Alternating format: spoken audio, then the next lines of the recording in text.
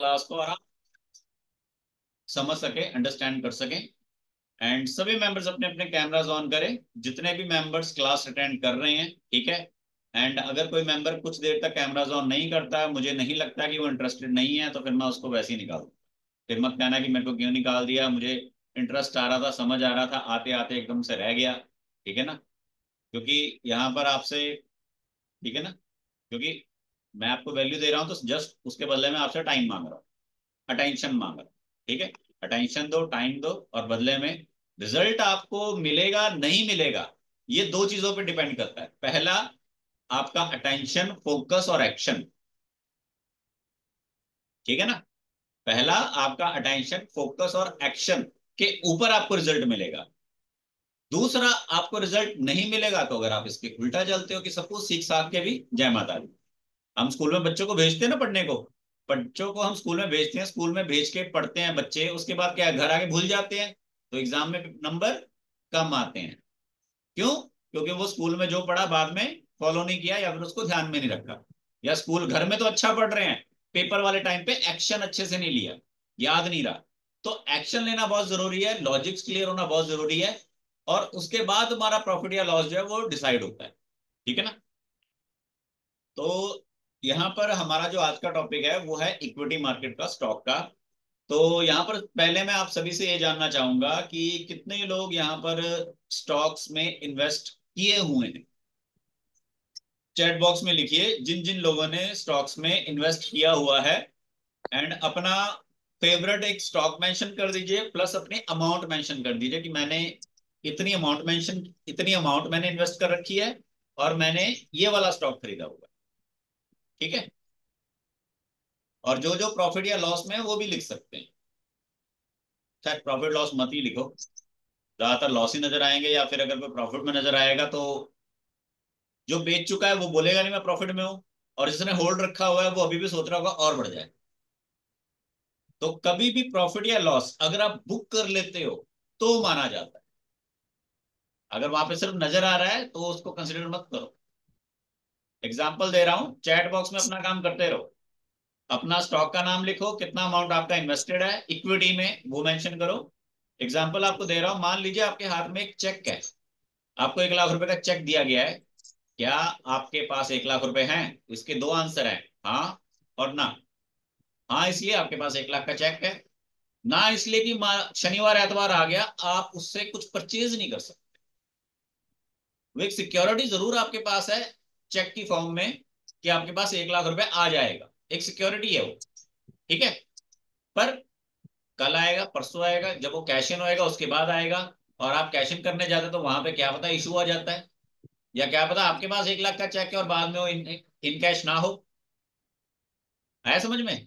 तो stock market में भी जो आपको पैसा नजर आता है ना, वो आपके एक चेक की तरह है, जो सिक्योरिटी तो देता है, पर जब तक आपने विड्रॉ नहीं कर लिया तब तक आप उसको फाइनल नहीं कह सकते कि हाँ मेरे पास है या नहीं है। Clear answer? क्लियर है? कई लोगों के साथ, आपके साथ हुआ होगा ना, चेक आपके पास है और आप जाते होंगे जब क्लियर करवाने, तो कोई ना कोई प्रॉब्लम आ जाती होगी कभी कभी, होती कि नहीं होती बताओ? होता है फील?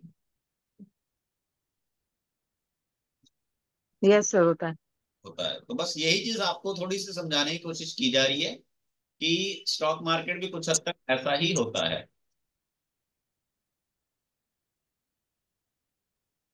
अ, सभी मेंबर्स यहाँ पे मेंशन करो कि भैया तुम्हारा फेवरेट स्टॉक कौन सा है और तुम्हारी इन्वेस्टमेंट कितनी है टोटल।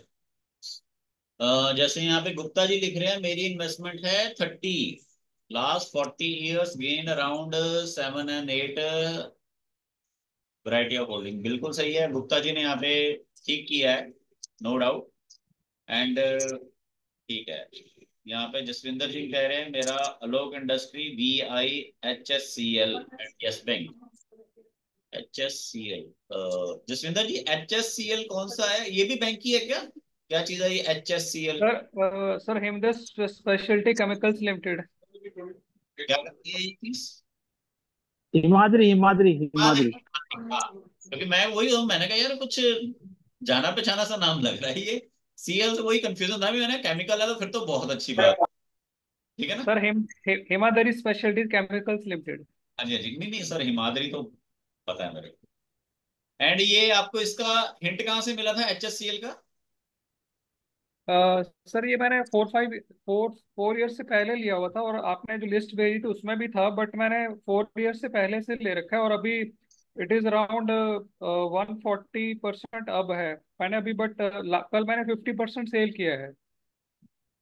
किसी को समझ में आ रहा है मैं क्या समझाना चाह रहा हूँ, किस तरह से? अब जैसे यहाँ पर ये HCL लिया उन्होंने, हिमाद्री नाम है इसका, हिमाद्री केमिकल्स, ठीक है। तो यहाँ पर मेन नाम में कुछ नहीं रखा, मेन इंडस्ट्री में रखा है कि हम इंडस्ट्री कौन सी पकड़ रहे हैं, उसकी आगे नीड डिमांड है या नहीं। और ये जैसे कि इन्होंने अभी बताया कि मेरी लिस्ट में भी था ये, तो वो जो लिस्ट मैंने शेयर किया उसी को स्टॉक का सिलेक्शन कहते हैं। कि आपको स्टॉक्स का पहले सिलेक्शन करना आना चाहिए कि भैया मेरे को इन्वेस्टमेंट कहाँ करनी है। जैसे यहाँ पर गुप्ता जी कह रहे हैं कि मेरे पास वैरायटी ऑफ होल्डिंग है। वैरायटी, आपके घर में कितनी चीजें होंगी, सब वैरायटी में है। आप कपड़े पहनते हो वैरायटी में पहनते हो, खाना खाते हो वैरायटी में खाते हो। सिंगल एक चीज नहीं खा सकते। आलू ही आपको खिलाया जाए 30 दिन, क्या होगा? कुछ नहीं होगा। एक आदमी आलू बेच रहा है, उसके यहाँ इतनी भीड़ नहीं आएगी जितना कि एक वो आदमी जो मल्टीपल वैरायटीज में सब्जी बेच रहा है। आलू नहीं भी बिके कोई बात नहीं, कोई दूसरी सब्जी बिक जाएगी। ठीक है। मान लो आपके पास सिर्फ एक सिंगल बैंक अकाउंट है, आपके पास एक सिंगल बैंक अकाउंट है। मे बी यहाँ पर जितने लोग हैं, ज्यादातर लोगों के पास मल्टीपल बैंक अकाउंट होंगे। मतलब एक से ज्यादा बैंक अकाउंट होंगे, कि एक PNB का भी हो गया, एक प्राइवेट का भी हो गया, एक सरकारी, एक गैर सरकारी, एक जो मेरे घर के आसपास है। इस तरह से आप लोग प्लान करते होंगे, यस और नो? मल्टीपल बैंक अकाउंट्स हैं सभी के पास काफी हद तक। सिंगल बैंक अकाउंट पे बहुत कम लोग फोकस रहते होंगे। ठीक है। तो उसका क्या रीजन है? कोई एक बैंक बाय चांस ना चला, या कोई एक बैंक की हमें ब्रांच ना मिली, दूसरा बैंक है, कोई एक बैंक में प्रॉब्लम आ गई, दूसरा है। तो यही वो कारण है कि हमें हमेशा मल्टीपल वैरायटीज में काम करना चाहिए, घर में भी और स्टॉक्स में। ठीक है। और मल्टीपल जब आप करते हो तो आपको हमेशा उस मल्टीपल में स्टॉक्स को नहीं पकड़ना होता। कि जैसे एग्जांपल के लिए यहाँ पे महेंद्र जी ने एक एग्जांपल दी है, RVNL, IRFC। तो ये दोनों देखा जाए तो दोनों आपस में रेलवे को कोरिलेट करते हैं, कि ये भी रेलवे का है, वो भी रेलवे का है। ठीक है। इसके ऊपर वाले एग्जांपल देखो आप, जो जसविंदर जी ने मेंशन किया है, यस बैंक, बैंक अलग हो गया। उसके बाद एक केमिकल बोला है, उसके बाद एक अलोक इंडस्ट्री बोली है, तो वो भी कुछ हद तक इंडस्ट्री और केमिकल से जुड़ी है। ठीक है।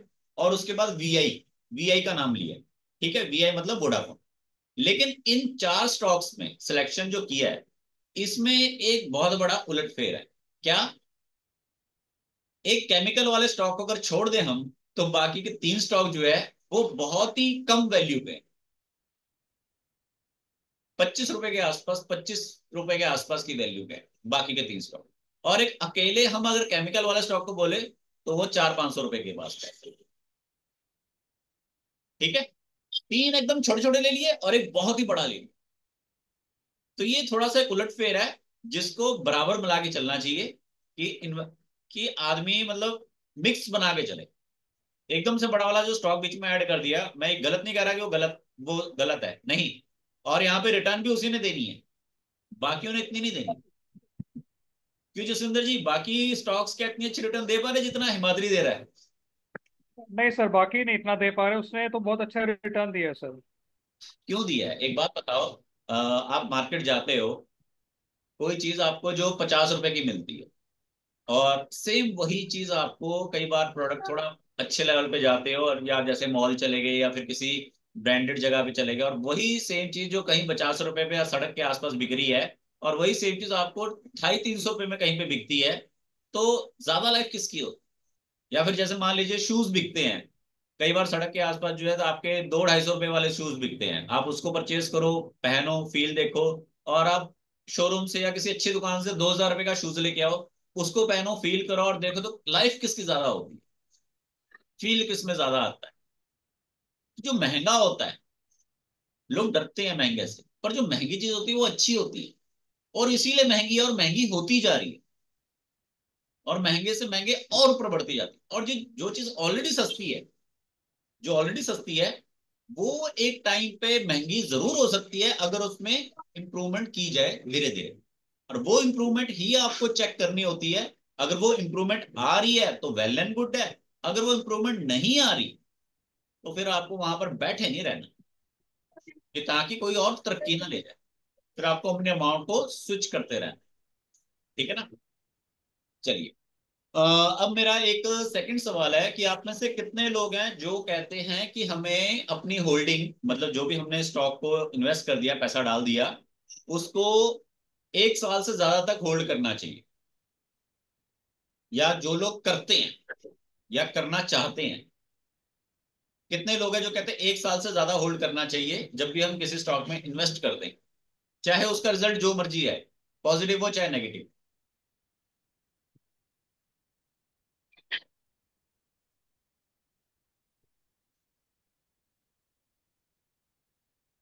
नहीं, मलिक मैम, आप करते हैं कह रहे हैं, लेकिन मैं आपकी राय जानना चाहता हूँ, मैं लोगों से मुझे कोई मतलब नहीं है, आपका क्या ओपिनियन है मैं ये जानना चाहता हूँ। ठीक है ना। जैसे पुराने टाइम पे वो लोगों का ओपिनियन ये था, प्रॉपर्टी बाय करो, प्रॉपर्टी बाय करो, तो वो लोगों का ओपिनियन था। आज की यंग जनरेशन क्या कहती है, प्रॉपर्टी बाय करनी की नहीं करनी, वो मेरा सवाल है। पुराने टाइम पे सब लोग कहते थे गोल्ड में इन्वेस्ट करो, गोल्ड में इन्वेस्ट करो। आज का यंग जनरेशन क्या कह रहा है, गोल्ड में इन्वेस्ट करना है कि नहीं करना है, मेरा वो क्वेश्चन है कि आपका क्या कहना है। क्योंकि ये तो सालों सालों से, पुराने टाइम 20 सालों से सुनते आ रहे हैं कि भैया लॉन्ग टर्म में इन्वेस्ट करो। ठीक है ना। आपका सर, ओपिनियन जो आप। सेफ्टी के लिए मुझे लगता है कि जिनको लगता है कि जैसे मुझे भी स्टार्टिंग जब मैंने किया था तो मैंने सेफ्टी के लिए किया था और रिटर्न्स भी अच्छे मिल गए थे किसी किसी में। बट अगर प्रॉफिट का या इनकम का लक्ष्य है तो फिर वो चेक करना पड़ता है, जैसे आप रेगुलर बताते हैं उसके अकॉर्डिंग कि प्रॉफिट बन रहा है तो निकाल के देन री इन्वेस्ट करो, बट उसमें आपको एक्टिव रहना पड़ेगा, नजर रखनी पड़ती है।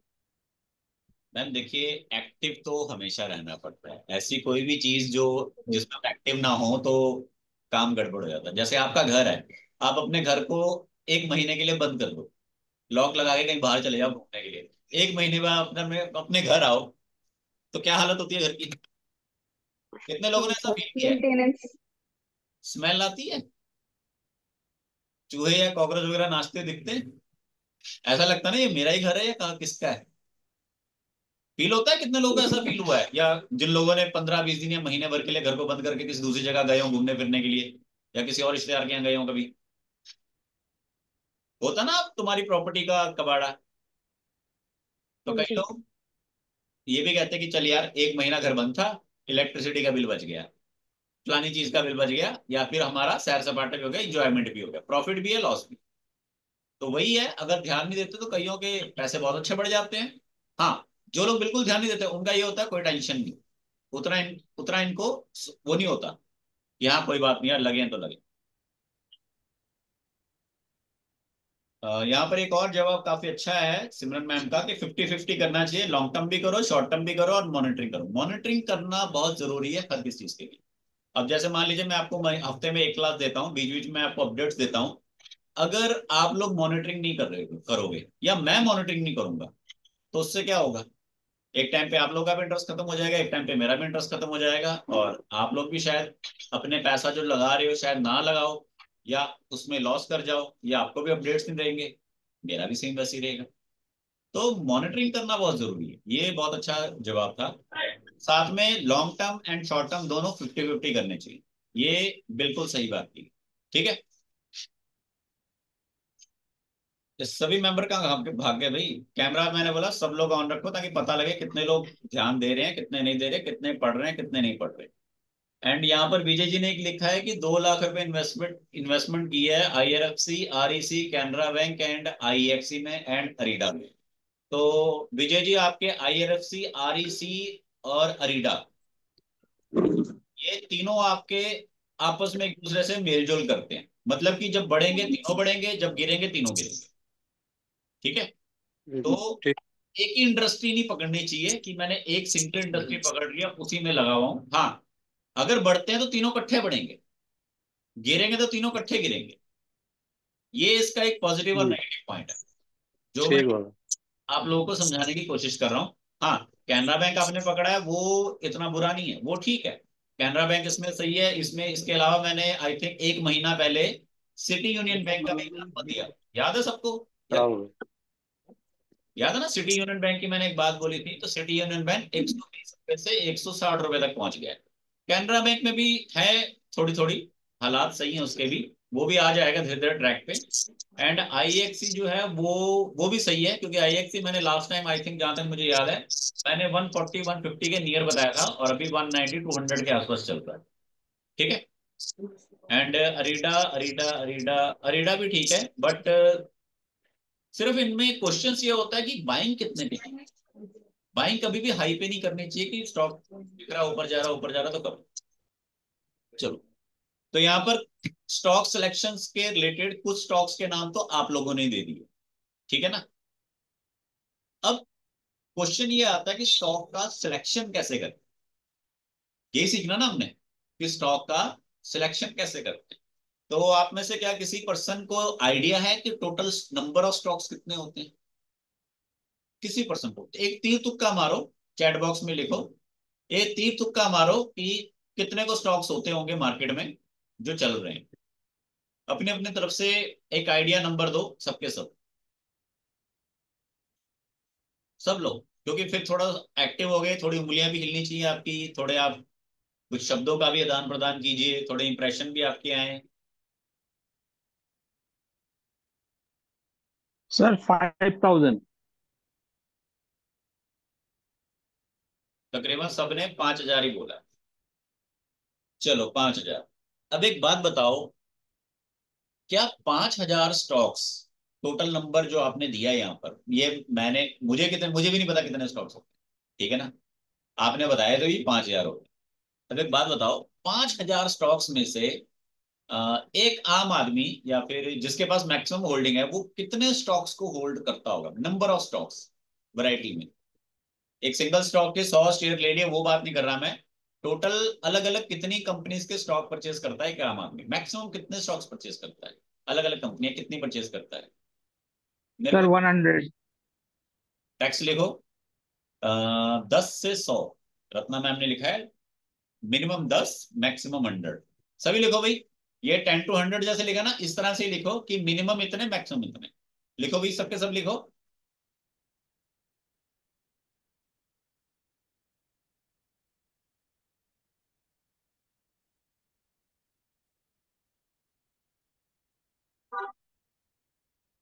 यहाँ पे मैक्सिमम मैं देख पा रहा हूं, या तो लोगों ने,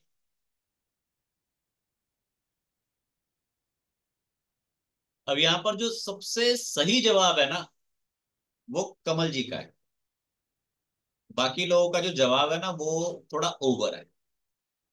जो सबसे सही जवाब है वो कमल जी का है, कि भैया 5 कंपनी से लेके 20 कंपनियों के बीच में फोकस करो। बाकी जिन लोगों ने भी यहाँ पर 10 से 100 लिखा है, 10 से 100 लिखा है या 50 के आसपास लिखा है, वो लोग या तो मार्केट को जानते समझते नहीं है, या तो उन्होंने जस्ट करे जा रहे हैं, बिना कुछ देखे सोचे बस कर रहे हैं, पैसे लगा दिए, भगवान मालिक है हमारा, अपने आप बढ़ा कर देगा। ठीक है। अब एक छोटा सा सवाल मेरा, 5 से 20 जिसका जवाब है, उसको अपनी कंपनीज के नाम याद रहेंगे, हाँ या ना? उसको अपनी कंपनीज के नाम याद रहेंगे, हाँ या ना? रहेंगे ना? और जो कह रहा है कि भैया कम से कम 50, उसको तो अपनी कंपनी का नाम ही नहीं याद रहेंगे कि मैंने कहाँ कहाँ लगाए हैं। 5 से 20 वाला, उसने मिनिमम 5 बोले, मैक्सिमम 20 बोले, वो पहले 5 कंप्लीट करेगा, 5 तक अगर उसका बजट सही चल रहा है, नाम नूम सब उसको सही चल रहे हैं, तो वो 20 जाएगा। और जिसने कम से कम 10 बोला है या कम से कम 50 बोला है, आपको क्या लगता है आप 10 कंपनीज को अफोर्ड कर पाओगे? इन्वेस्टमेंट करने से पहले आपको पहले प्लानिंग करनी चाहिए। आप में से किसी ने घर बनाया है, कंस्ट्रक्शन किया है, मतलब खरीदने की बात नहीं कर रहा मैं, उसको नीचे से पूरा कंस्ट्रक्ट करके बिल्ड करने में, आप में से किसी ने भी, आप सबकी एज काफी ज्यादा है, मुझसे तो काफी ज्यादा ही है, तो आप में से किसी ने भी कंस्ट्रक्शन करके पूरा बनाया हो? हाँ, तो जैसे कमल जी ने बनाया, और किसी ने बनाया कंस्ट्रक्ट करके पूरा बनाया हो, जमीन परचेज की उसके बाद पूरा बनाया हो, किसी ने भी? और कोई पर्सन?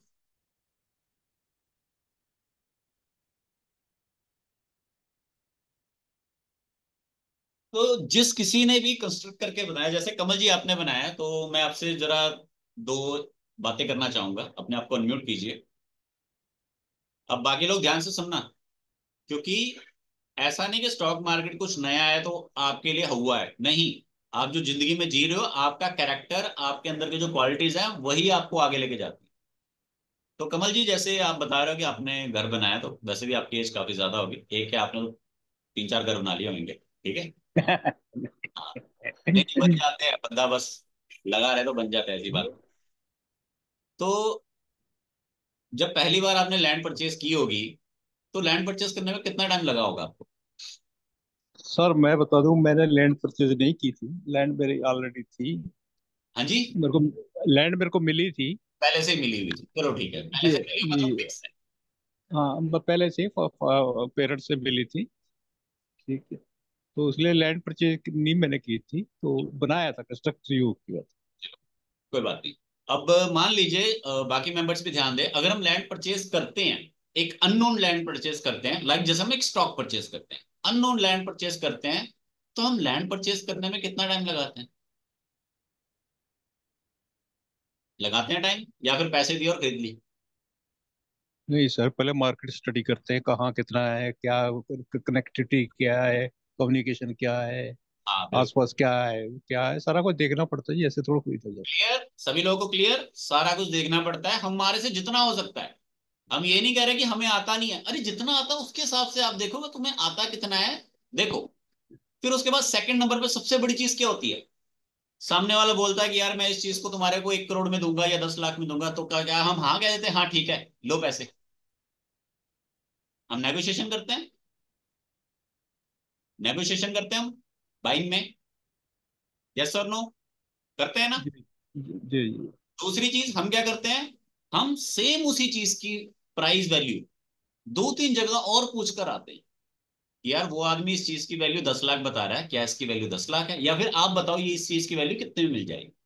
करते हैं कि नहीं करते? जी जी। और ये करना क्या सही है या गलत है? सही है जी, बिल्कुल। बिल्कुल सही है। प्रॉपर्टी के मामले में जब हम इस चीज को इतना ज्यादा तवज्जो देते हैं, तो स्टॉक्स के मामले में आप क्यों नहीं इसको तवज्जो देते हो कि यार कोई चीज अगर महंगी जा रही है, तो क्या वो खरीदनी चाहिए या वेट करना चाहिए उसका थोड़ा सस्ती होने का?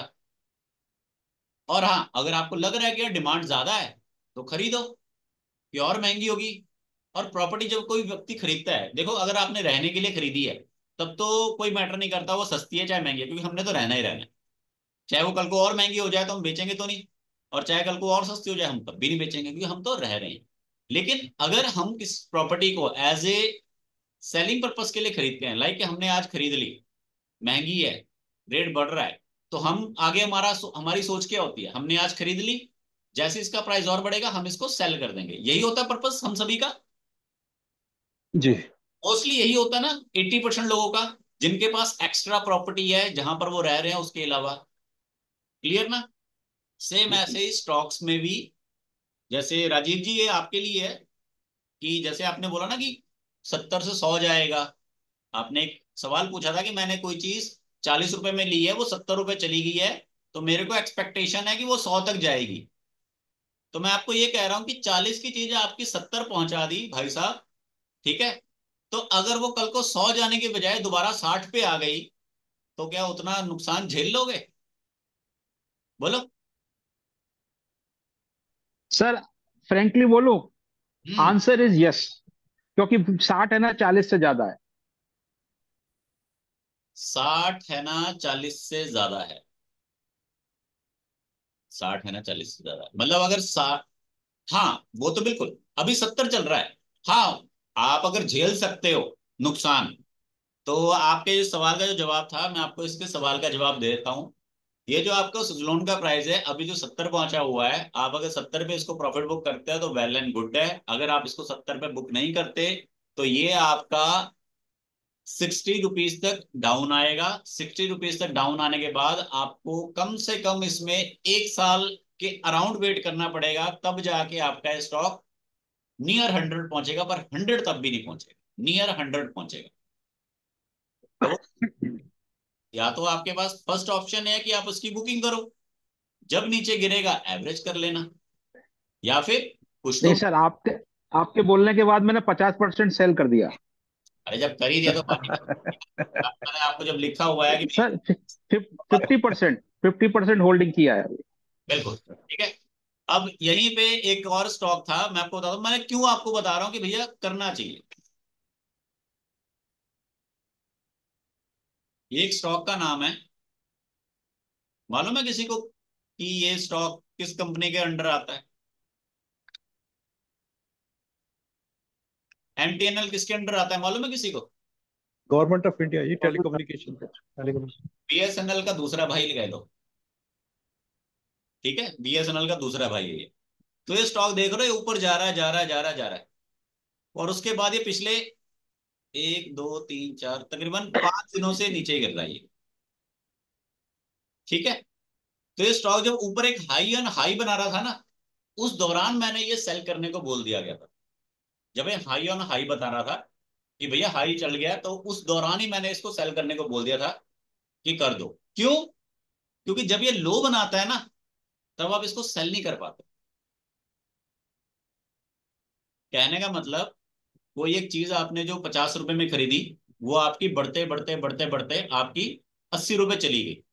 80 रुपए पे जाके मैं अगर आपको कहता हूँ इसको सेल कर दो, बेच दो, और आप कहते हो नहीं यार ये तो पॉजिटिव है, और अगर आप उसको नहीं करते 80 पे सेल, तो 80 से वो 90 भी चली जाती है, 90 भी चली जाएगी, 100 भी चली जाएगी। लेकिन जब 100 चली गई, उसके बाद जब वो गिरनी शुरू होगी ना, और आप कहोगे मैं बेच देता हूं, तब वहां पे आप अकेले नहीं हो बेचने वाले। 99% लोग हैं जो कहेंगे हमने बेचना है, तो उसमें आपका माल नहीं बिकेगा, और वो गिरता जाएगा गिरता जाएगा गिरता जाएगा। उससे ज्यादा अच्छा ये था कि भैया जब हमने चैन से सुकून से पॉजिटिव होके सेल कर दिया, और हम प्रॉफिट लेके एक साइड में।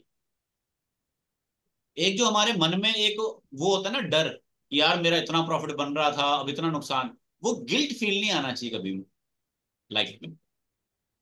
क्लियर? जी।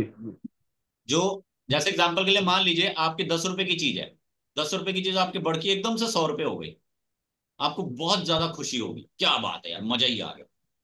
लेकिन वो 100 रुपए की जो हो गई उससे बहुत ज्यादा खुशी होगी, बट अगर आप प्रॉफिट बुक कर लेते हो तो वो खुशी आपकी रहती है।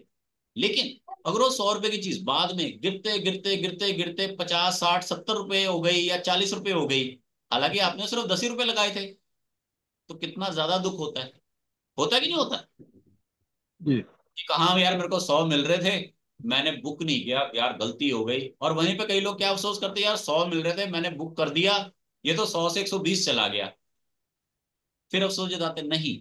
कभी भी ये मत सोचो कि मेरे को और हाई चाहिए, या कभी भी ये मत सोचो कि यार मेरे को यहां से और नुकसान झेलना है, नहीं।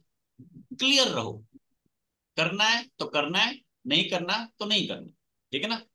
तो इसलिए आपको बता रहा हूँ, कभी भी चीज जो हाई एंड हाई जाती रहती है, तो एक टाइम पे प्रॉफिट बुक कर लो, नहीं करते तो आपको दिक्कत आ जाती है।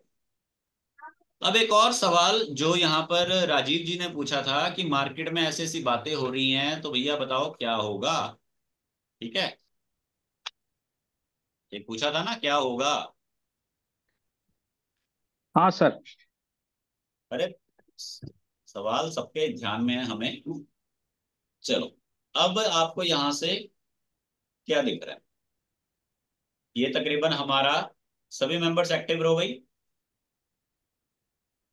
ये हमारा 2018 का चार्ट है यहां तक का, ये 2019 का चार्ट है यहां तक का, ये 2020 का चार्ट है यहां तक का। उसके बाद लॉकडाउन आया, मार्केट नीचे गिरी। इसको हम भूल जाते हैं कि लॉकडाउन की वजह से मार्केट गिरी। मोटा मोटा इतना पकड़ो कि भाई एक साल में इतनी चल रही है, फिर एक साल में इतनी चल रही है, फिर एक साल में इतनी चल रही है। उसके बाद ये लॉकडाउन को भूल जाओ, मार्केट ने अपने आप को रिकवर किया। इतने एरिया को भूल जाओ, इतने एरिया छोड़ दो, क्योंकि ये जो लॉकडाउन की वजह से इंपैक्ट हुआ ना, इसको छोड़ दो। फिर आप 11 से 21 से 22 के बीच में देखो, तो भैया ये इतनी चली है, इतनी चली, फिर इतनी गिरी। फिर 2022 से लेके, ये 2022 है, 22 से लेके 23 तक इतनी चली, क्या चली है, थोड़ी ऊपर गई नीचे, ऊपर गई नीचे आई। क्लियर? फिर 2023 से यहां से 23 से 24 तक कितनी चली, 23 से 24 तक ये ऊपर ही गई है, नीचे नहीं गिरी। फिर 24 से 25 तक ये ऊपर ही गई, नीचे नहीं गिरी। तो अब आप सब लोग मेरे को वोटिंग करके बताओ कि क्या ये और ऊपर जाएगी या इसको नीचे आना जरूरी है। सब लोग वोटिंग करके बताओ चैट बॉक्स में कि आपका मानना क्या है कि इसको क्या और ऊपर जाना चाहिए, या चार्ट के अकॉर्डिंग और पिछली जो हिस्ट्री चल रही है उसके अकॉर्डिंग इससे नीचे आना जरूरी है। बताओ भाई।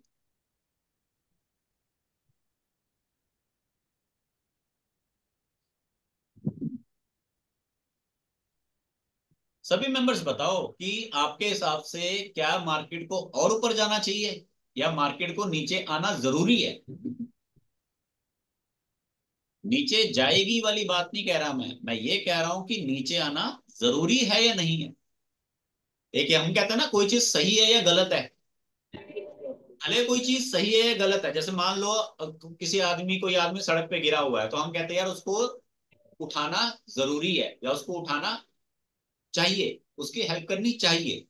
हम एक पॉजिटिव बात करें, लेकिन ज्यादातर लोग नहीं करते उसकी हेल्प।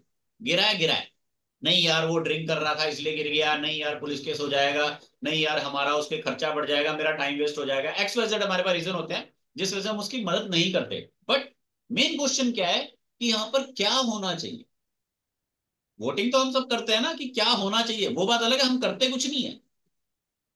हाँ, तो यहाँ पर मैक्सिमम लोगों का खुद का नजरिया देखो, मैं यहाँ पर एनालाइज करके नहीं बता रहा, मैं सिर्फ आपके अंदर जागरूकता जगा रहा हूं। समझ आ रही है? जागरूकता जगाने की कोशिश कर रहा हूं कि आपको कैसे अंडरस्टैंड करना है कि भैया मार्केट में क्या हो रहा है, आपके घर के आसपास क्या हो रहा है, दीन दुनिया में क्या हो रहा है। अब दीन दुनिया में आपने नोटिस किया था कि पहले बहुत टाइम तक बारिश नहीं आई, फिर बारिश ऐसी आई कि अच्छे से कर दी बारिश। ठीक है। अब आपको भी मालूम है हर कुछ एक सालों में कोई ना कोई बाढ़ आती है, कोई ना कोई तूफान आता है, कोई ना कोई महामारी बीमारी एक्स वाई जेड कुछ ना कुछ आता है। अभी भी हुआ है, अभी कुछ दिनों में ही। तो ये एक्सपेक्टेड होता है, आना ही आना है कुछ टाइम में, हर 5 साल में आना तो बढ़िया आ गया 5वां साल। हर 5 साल बाद जैसे सरकार आती है, चुनाव आते हैं, प्रधानमंत्री आता है तो बाढ़ भी आती है। सबने आना है। ठीक है। तो यहां से हमने क्या चीज फाइनल की कि करेक्शन आ रही है। पहली चीज तो आपने मोटा मोटा इसको देखा। दूसरी चीज, कैसे पता लगता है कि भैया करेक्शन आनी है। अब यहां पर आपको क्या दिख रहा है, ये दिख रहा है आपको डब्ल्यू लिखा हुआ है। डब्ल्यू का क्या मतलब होता है? वीक डब्ल्यू का और मतलब, वीक। वीक का मतलब समझते हो? हफ्ता। ये जो आपको एक लाइन दिख रही है ना, एक लाल या हरी लाइन, वो एक हफ्ते की है। आप मार्केट को रोज देखते हो या मार्केट को आप कभी कभार देखते हो। मैं जो यहां पर आपको मार्केट दिखाना चाह रहा हूं वो मैं आपको हफ्ते के हिसाब से दिखाना चाह रहा हूं। अब यहां पर अगर हम नोटिस करें तो भैया क्या कहते हैं कि हफ्ते में मार्केट कितने दिन पॉजिटिव होता है, हफ्ते के हिसाब से मार्केट कब तक पॉजिटिव होता है, अगर हम इस चीज को नोट डाउन करें तो हमारे को क्या दिख रहा है, एक लाइन, दो लाइन, तीन लाइन, चार लाइन, पांच, छ, सात। सात लगातार हमें ग्रीन सिग्नल दिख रहे हैं मैक्सिमम जो हम देख रहे हैं। अदरवाइज आप कहीं पर भी देख लो, एक, दो, तीन, चार, चार मैक्सिमम हमारे को ग्रीन दिखते हैं। चार या पांच हमारे को ग्रीन लाइन दिखती हैं, उसके बाद जब रेड लाइन दिखना कंपलसरी है। ये डाटा देख रहे हो ना पिछले कई महीनों का। क्या इसमें किसी को कंफ्यूजन है या इसमें किसी को डाउट है कि सर जी ये क्या पढ़ा रहे हो, हमारे को कुछ समझ में नहीं आ रहा? कई लोग ऐसे बोल देते हैं बाद में। बताओ जी। मैक्सिमम कितनी ग्रीन लाइनें हमारे को यहाँ पे दिख जाती हैं? एक, दो, तीन, चार, पांच। उसके बाद फिर रेड आना जरूरी है। रेड आना जरूरी है, रेड आना जरूरी है। मैं ये नहीं कह रहा कि मार्केट गिरने का मतलब होता है बिल्कुल नीचे गिर जाएगी। मैं सिर्फ आपको ये क्लियर कराना चाह रहा हूँ कि मार्केट कितना बढ़ चुकी है और कितना जाएगी। अब यहाँ पर आपको क्या दिख रहा था? चार है जी, मैक्सिमम चार पाँच, पाँच पाँच तो दिख ही तो नहीं है। हमारे को चार या पांच दिखते रहे ग्रीन। ठीक है। अब यहाँ पर आप क्या देख रहे हो? यहाँ पे यहाँ से एक, दो, तीन, चार, पांच, छह, सात, मैक्सिमम सात लाइनें दिखी ग्रीन। पर ये सात लाइनें जो आपको ग्रीन दिख रही हैं, इससे पहले ये रेड आई है ना, देख लो। ठीक है। हम अगर बाय चांस हम मान लेते हैं, हम अगर इस लाइन के बाद ग्रीन लाइनों को काउंट करें कि मार्केट इतना गिरा था फिर यहां तक गिरा, तो यहां के बाद तो सिर्फ एक और दो ही आई हैं या तीन आई हैं। देखे तो अगर हम इस लाइन को अगर हम यहाँ से काउंट कर लेंगे, मार्केट यहाँ तक बढ़ा था और यहाँ तक नीचे गिरा, तो यहाँ के हिसाब से सिर्फ दो ही आई हैं। ये रिकवरी है सात लाइन की। ठीक है। समझ आ रहा ना सभी को? सभी जी लोग जी। कंफर्म कर दो समझ आ रहा है, ठीक है। अब उसके अकॉर्डिंग हम क्या मानते हैं कि ये मार्केट का ये एक बेस बन गया, उसका बन गया ना बेस, ये उसका एक बेस बन गया है कई हफ्तों के हिसाब से। अब यहां से हमें कितनी ग्रीन मिली है? एक मिल गई, दो मिल गई, ये दोनों तो ना के बराबर ही है। एक मिल गई, दो मिल गई, तीन मिल गई, चार मिल गई। चार ग्रीन मिल गई, जो मैक्सिमम एवरेज चार ही ग्रीन मिल रही है। अब यहाँ पे एक दो चार मिल रही है, फिर एक डंडी आ रही है लाल वाली, तो वो एक लाल दो ग्रीन के बराबर है एक हफ्ते की। समझ आ रहा है ना सबको ध्यान से? और उसके बाद ये जो ग्रीन नजर आ रही है, ग्रीन नहीं है, ये इतना से लाल ही है, इतना नीचे गिरा के ऊपर उठाया है। ये कंफ्यूजन है और ये फेक कैंडल है ये वाली। कई लोगों को इसके बारे में नहीं पता होता, और यही वो कैंडल है। और जसविंदर जी ने आपने एक रिप्लाई दिया था ना कि सर मैंने आपको एक लिस्ट शेयर की थी, वो लिस्ट जो शेयर की थी ना वो इस डे के बीच में की है। डाटा चेक करो आपके पास, अराउंड जून जुलाई के टाइम पे एक डाटा आया होगा। हाँ ये इलेक्शन के टाइम की है, ये इलेक्शन के टाइम की है। और एक आपको इसमें जो डाउन एक और नजर आया होगा ये वाला, जैसे ये डाउन नहीं है। और एक आपको बजट के एक दिन पहले, दो दो दिन आपको एक मैसेज क्लियर क्लियर किए गए थे कि आपको कहाँ कहाँ कैसे कैसे ध्यान रखना है, जिन लोगों ने उन क्लासेस में ध्यान किया था। ठीक है, तो यहाँ पर मैक्सिमम आप सब लोग क्या कह रहे हैं कि करेक्शन आनी चाहिए। तो यहाँ पर जब आपको दिख रहा है कि तकरीबन तीन से चार ग्रीन के बाद एक या दो हमारे को रेड नजर आते ही हैं, कम से कम कितने रेड आते हैं? एक या दो रेड आते हैं। कभी कभी छोटे छोटे तीन रेड आ जाते हैं, तो कभी कभी तकरीबन रेड आते हैं, इतने भी रेड नहीं आते। पर रेड जो है हमारा मार्केट को जब भी नीचे गिराता है तो कितने पॉइंट तक गिरा देता है? तकरीबन अगर यहां से देखें हम तो 62 से मोटा मोटा सेंसेक्स का चार्ट खोला हुआ है हमने, तो 2000 से 4000 पॉइंट नीचे गिरा था। क्लियर? क्या ये चीज पता करना आप लोगों के लिए आसान नहीं था या मुश्किल था बहुत? मैंने ध्यान दिलाया तो शायद ध्यान आ रहा होगा, और मैं अगर ध्यान ना दिलाऊं तो शायद नहीं ध्यान आएगा। तो मार्केट यहां से एक करेक्शन लेगा, ये मैं आपको यहां पर बताने की कोशिश कर रहा था कि मार्केट ने अपने चार ग्रीन सिग्नल दे दिए हैं और उसने पहला रेड सिग्नल क्रिएट कर दिया है। तो ये एक ऑप्शन है, ये एक इशारा है कि भैया मेरा रिवर्स केस चालू हो गया। अब ये मैंने क्रिएट कर दिया दिन के हिसाब से, पहले हम देख रहे थे मार्केट को हफ्ते के हिसाब से, फिर हम देख रहे हैं उसको दिन के हिसाब से। अब जैसे आप सभी लोग ऑफिस अगर जाते हो, वही सेम एग्जांपल मेरी पुरानी, आप ऑफिस जाते हो तो आपका क्या काउंट होता है? आप कितने बजे आए हो रोज मॉर्निंग में, उसके हिसाब से आपकी एक एवरेज निकलती है आदमी ने हफ्ते में कितना काम किया है। हफ्ते में मॉर्निंग कब कब प्रेजेंट होता है, वीकली वाइज और मंथली वाइज कब कब प्रेजेंट होता है, और कितना काम करता है, होता है ना? वही चार्ट ये यहाँ पर हमारे को बता रहा है। डे वाइज क्या है, मार्केट क्या ऊपर जाती नीचे आती, ऊपर जाती नीचे आती, तो मार्केट अब 80,000 से नीचे आराम से गिरेगी, और नीचे जब तक नहीं गिरेगी तब तक बात बनेगी। ऐसा भी हो सकता है कि मार्केट 1,000 पॉइंट कल के डे में गिरी है, आने वाला टाइम में हो सकता है ये 5,000 पॉइंट तक भी गिर जाए।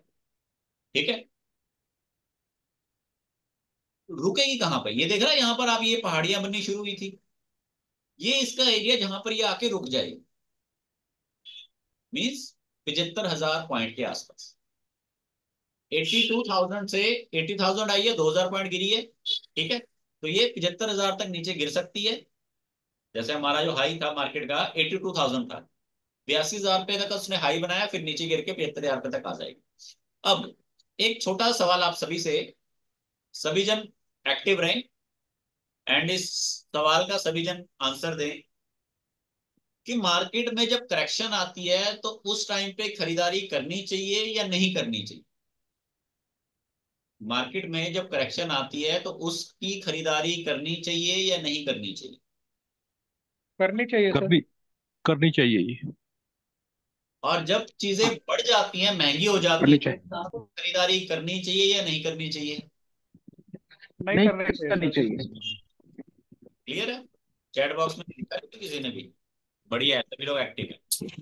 तो मेन चीज, अब जब आपको दिख रहा है कि भैया मार्केट में करेक्शन आने वाली है, मार्केट गिरने वाली है, तो खरीदारी कहाँ करनी है, ये सबसे बड़ा सवाल है। क्या आप में से कोई जानता है कहाँ खरीदनी है? इवन कि मुझे भी नहीं मालूम कहाँ करनी है। क्यों? 5,000 स्टॉक्स हैं। 5,000 स्टॉक्स में से हमें 5 स्टॉक्स पे फोकस रखना है, या ये कह दो कि चलो 50 स्टॉक्स पे फोकस रखना है। और दूसरी बात, हमारे पास इतना पैसा भी नहीं है, किस पे फोकस रखेंगे हम? ये सबसे बड़ा क्वेश्चन है। सर मेरे ख्याल से एक सेक्टर चुन लेना चाहिए, जो सा सेक्टर सबसे नीचे जा रहा है उसी में देखना चाहिए ज्यादातर। तो ये मेरा अपना ख्याल है। बहुत अच्छा आपका ये सजेशन था, बहुत अच्छी बात है कि जो सेक्टर सबसे नीचे जा रहा है उसको देखो और उसमें पैसा लगाओ। बिल्कुल सही है सर। लेकिन जो सेक्टर नीचे जा रहा है, अगर और नीचे चला गया तो 100 रुपए, आज 100 रुपए भाव है, कल वो 80 रुपए का हो गया। हमने 80 पे लिया, 80 से वो 60 रुपए पे हो गया, अब क्या करें? कुछ नहीं सर, वेट करो। उतना आप, उतना है ना, आप में संवाई होनी चाहिए। यू शुड नॉट बिल्कुल बिल्कुल। सी, जो आप जितना आपने लगाया उसका 50% करेक्शन का होना चाहिए संवाई।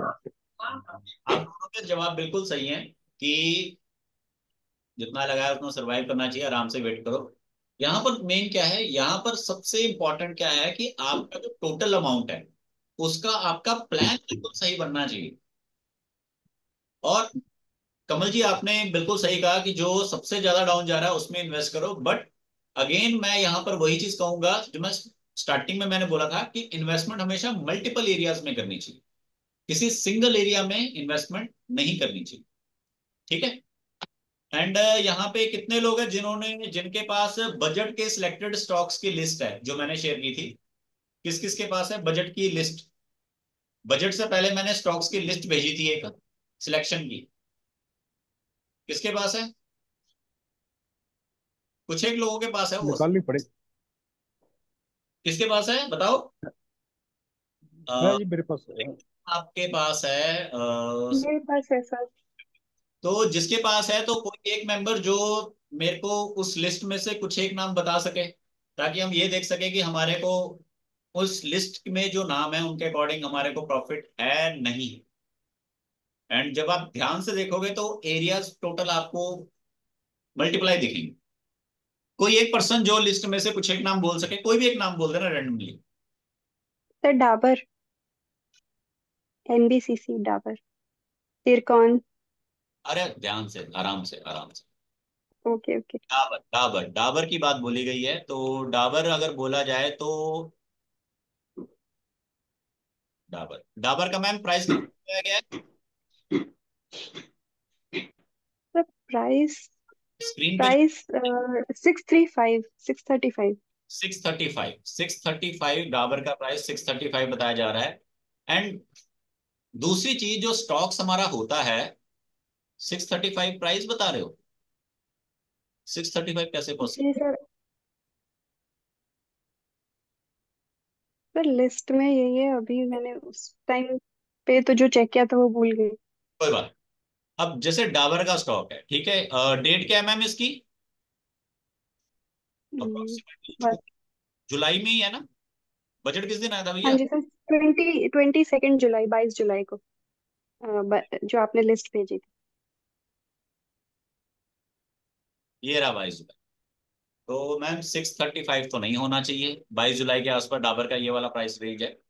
तो मोटा मोटा हम क्या चेक करते हैं, हम ये देखना चाह रहे हैं कि जो भी स्टॉक्स हम सिलेक्ट करते हैं उस स्टॉक में हमारे तो को सर टारगेट, है या नहीं दिख। Sorry sorry. ठीक है। अब ये रहा आपका 22 जुलाई। 22 जुलाई सही लिखा मैम? सही है ना? हाँ जी सर। ये रहा आपका बाईस पर जुलाई सर टारगेट प्राइस आपने 635 बताया हो मे भी। अरे कोई बात नहीं, टारगेट तो आपको सही बताऊं, जो आपको लिस्ट दी थी, लिस्ट में किसी का टारगेट नहीं था। लिस्ट में जो ओके आपको नंबर नजर आ रहा ना, वो करंट प्राइस है। एक्चुअल में वो लिस्ट ओके। आपको मैंने रात को बनाकर भेजी थी। रात को मैंने ये देखे थे कि हाँ जी। प्राइस कहाँ पे चल रहे हैं, और आप सभी को मैंने ये कहा था कि अगले दिन बजट है, करेक्शन आएगी तो ध्यान रखना आपने बाइंग में जाना है। करेक्शन आएगी, और मोस्टली क्या था मेरा, करेक्शन आएगी तो आपने इसको बाइंग में जाना है। और अगर करेक्शन नहीं आती तो आपको इसमें इन्वेस्ट करके अपना 5 से 10% सिक्योर करना है, क्योंकि ये मोमेंटम वाले स्टॉक थे। लॉन्ग टर्म वाले नहीं थे। तो ये हमारा है 22 तारीख का डे, और यहां से ये वाला दिन जो अगला दिन है, क्या आपको इसमें ग्रोथ नजर आ रही है नहीं आ रही? सर आज तो यस्टरडे वाज क्लोजिंग वाज 628। मालूम है सर, सबको दिख रहा है। मैंने आपको क्या कहा, स्टॉक्स सारे लॉन्ग टर्म के लिए नहीं है। बजट की बात हो रही ना, बजट से रिलेटेड स्टॉक्स थे, हमारा स्टॉक सिलेक्शन बजट रिलेटेड था, तो बजट का हो गया, बजट का हो गया। वो ये नहीं कि बजट है तो पकड़ के रखो, नहीं, बजट से रिलेटेड स्टॉक बजट वाले दिन हो गया। और अगर आप देखोगे तो जिस दिन हमने ये स्टॉक सिलेक्ट किया था उस दिन का रेट और आज का रेट बराबर ही है, ये line, no profit no loss पे है बंदा। बट अगर आपने उस टाइम पे अगर इन्वेस्टमेंट की है तो मोमेंटम स्टॉक के अकॉर्डिंग प्रॉफिट ठीक ठाक दे गया। ठीक है, अब रीजन ये है, यहाँ पे क्वेश्चन एक खड़ा ये होता है कि जो आदमी एक मिनिमम इन्वेस्टमेंट के साथ बैठा है, क्या उसको डाबर में ही इन्वेस्ट करना चाहिए था? ठीक है, अब ये डाबर वाला एग्जांपल थोड़ा अलग किस्म का है, इसको हम इस तरह से नहीं समझा सकते, क्योंकि ये जो स्टॉक है ये ऑप्शन के अंडर भी आता है, इसलिए ये स्टॉक इतना ज्यादा नहीं भाग सकता कंपैरेटिवली अदर्स। किसी और स्टॉक का नाम लीजिए मैम, कोई और स्टॉक बताइए, बीच में से बता दो कोई, ऐसे लिस्ट जरूरी नहीं कि लिस्ट पकड़ के ही चलनी है। Sir NBCC.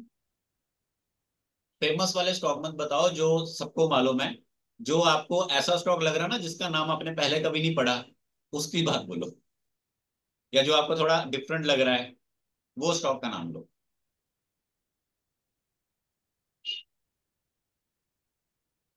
लिस्ट में बहुत सारे स्टॉक्स हैं, जिन जिन लोगों के पास वो लिस्ट है उनको मालूम होगा, और अगर आप उन लिस्ट को अच्छे से आइडेंटिफाई करो तो आपको पता लगेगा मोर देन 60% स्टॉक्स पॉजिटिव है।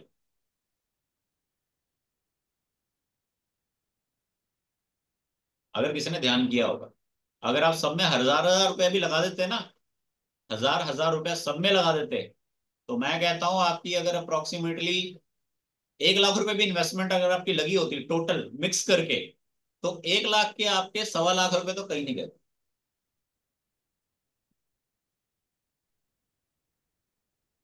बताओ भी नेक्स्ट कोई स्टॉक का नाम उसी लिस्ट में से, गलती से लिस्ट शेयर मत कर देना, ठीक है, क्योंकि वो सिर्फ आपके लिए थी, सबके लिए नहीं है।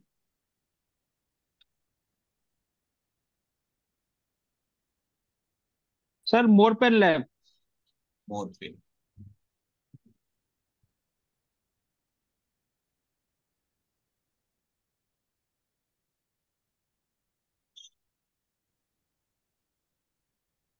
मोरफिन लैब, मोरफिन लैब 22 तारीख, ये रही 22 तारीख दिख रही भैया, ये रही 22 तारीख।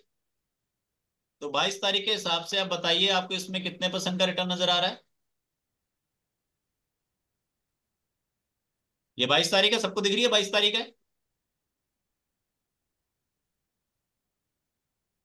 मोटा मोटा यहाँ पे देखो तो 20% की रिटर्न है, एग्जैक्ट 20% नहीं कह सकता, पर 18-19% आराम से। यस और नो? जी। तो हमें क्या चाहिए, हम स्टॉक्स में क्यों इन्वेस्ट करते हैं? इसलिए इन्वेस्ट करते हैं कि हमें वहां से पैसा रिकवर हो, बढ़िया पैसा मिले। और 22 जुलाई को हमने सजेस्ट किया, आज कितनी तारीख है? आज है आई थिंक 2 3 4 5 के आसपास, मीन्स की शायद 10 दिन, 10 दिन में पैसा इतना बना है, क्योंकि बीच में तो 2 एतवार शनिवार एतवार ही आ गए। टोटल हमारी जो मार्केट है वो 10 दिन ही चली होगी 22 तारीख से, हाँ जी, 10 दिन। 10 दिन चली। और जिन लोगों के पास ये स्टॉक का नाम था, अगर उन लोगों ने स्टॉक में इन्वेस्ट किया है तो यहाँ पर आपको प्राइस अच्छा मिला है। और किसी भी स्टॉक से एक्सपेक्टेशन क्या होती है, कितना मिल जाए? 5% या 10%, मैक्सिमम 20%, इतनी एक्सपेक्टेशन होती है हमें, कि डबल की रखते हो, कि डबल मिलना चाहिए? बताओ भाई। 20%। 20% 15 मैक्सिमम। 15 से 20। हाँ, 20% मैक्सिमम, और नॉर्मल 5% तो चाहिए चाहिए, 5% से लेके 10% मिल गया बहुत अच्छी बात है। लेकिन अगर आपको ये 5 से 20% के बीच का रेशो कुछ ही दिनों में मिल जाए, तो क्या प्रॉफिट बुक करना चाहिए या अब भी होल्ड रखना चाहिए कि और मिलेगा? वो करना चाहिए। करना चाहिए ना। अरे भैया जब पेड़ पे फल लग गया है तो उतार लो। ज्यादा फल की इच्छा में कोई और ले जाएगा, नहीं तो वो गिर जाएगा या सड़ जाएगा। ठीक है। तो ये मेन आपको मैं समझा रहा था कि मल्टीपल स्टॉक्स में आपको मल्टीपल सेगमेंट्स में इन्वेस्टमेंट करना चाहिए, और आपके सामने ही है कि आपको रिटर्न मिलता है नहीं मिलता है, बस होल्ड रखना चाहिए। अब यहाँ पर ये नहीं कि आप एक एक दिन देखो कि यार मिला नहीं मिला, करेक्शन भी आती है, नीचे भी गिर जाता है ऊपर भी जाता है। अब यहाँ पर जो एक एनबीसीसी नाम लिया गया था, तो एनबीसीसी का जो स्टॉक है वो सबको मालूम है, सबको मालूम है।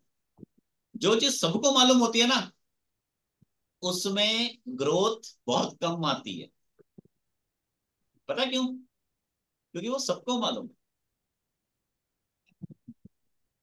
जिन स्टॉक्स के नाम बहुत कम लोगों को मालूम होते हैं ना, उसमें ग्रोथ जल्दी आती है। क्या रीजन है?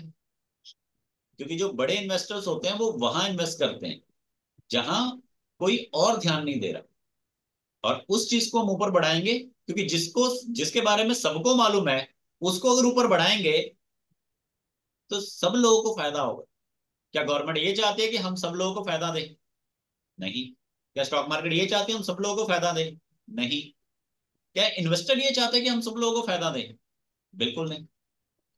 इन्वेस्टर सिर्फ ये चाहते हैं, गवर्नमेंट सिर्फ ये चाहती है, स्टॉक मार्केट सिर्फ ये चाहती है कि हम फायदा दें, हमें फायदा हो और हमारे पीछे उन लोगों को फायदा हो जो हमारे साथ हैं। हमें आम लोगों को फायदा नहीं पहुंचाना, हमें उन लोगों को फायदा पहुंचाना है जिनकी वजह से स्टॉक मार्केट चल रही है और जो उनके साथ है। अब आम आदमी अगर उस स्टॉक के पीछे भाग रहा है जो ऑलरेडी रिटर्न दे चुका है, तो आपको बाकियों में, तो वहां आपको नहीं मिलेगा कुछ। आपको सिर्फ वहां जाना है जो रुका हुआ। ठीक है।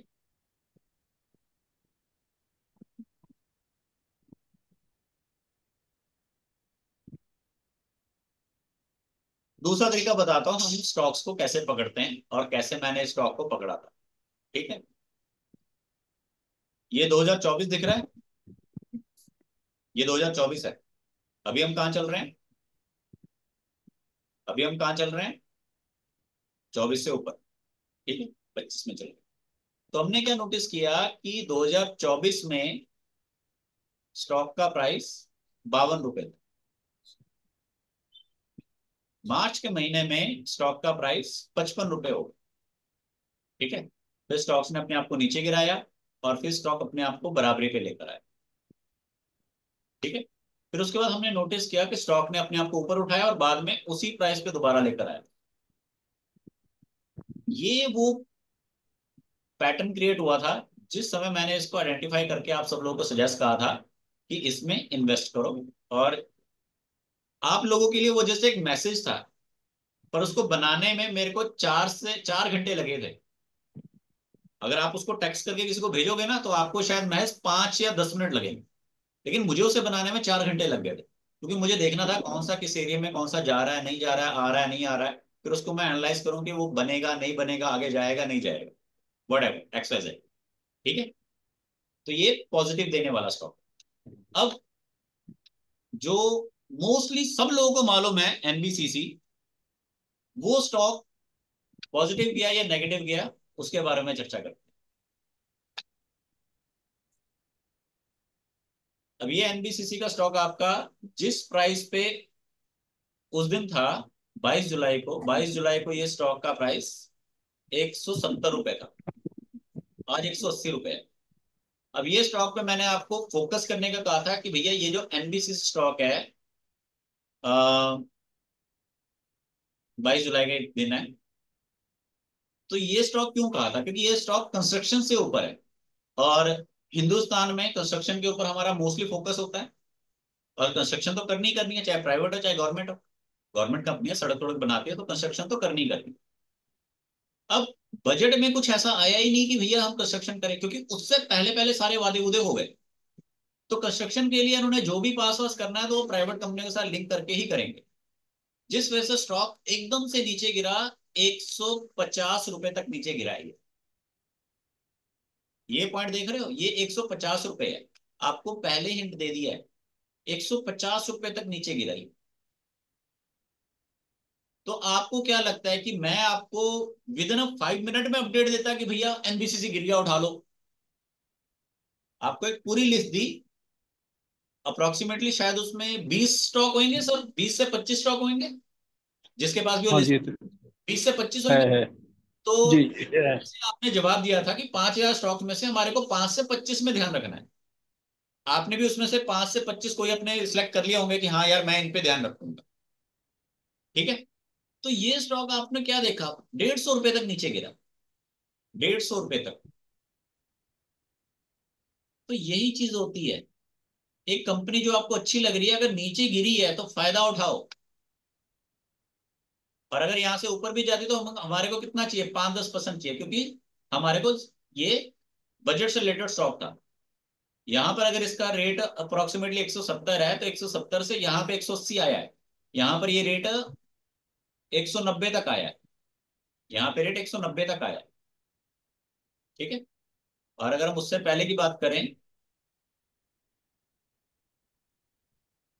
और अगर हम उससे पहले की बात करें तो उससे पहले स्टॉक क्या था, आप हाई देख रहे थे 190 200 तक,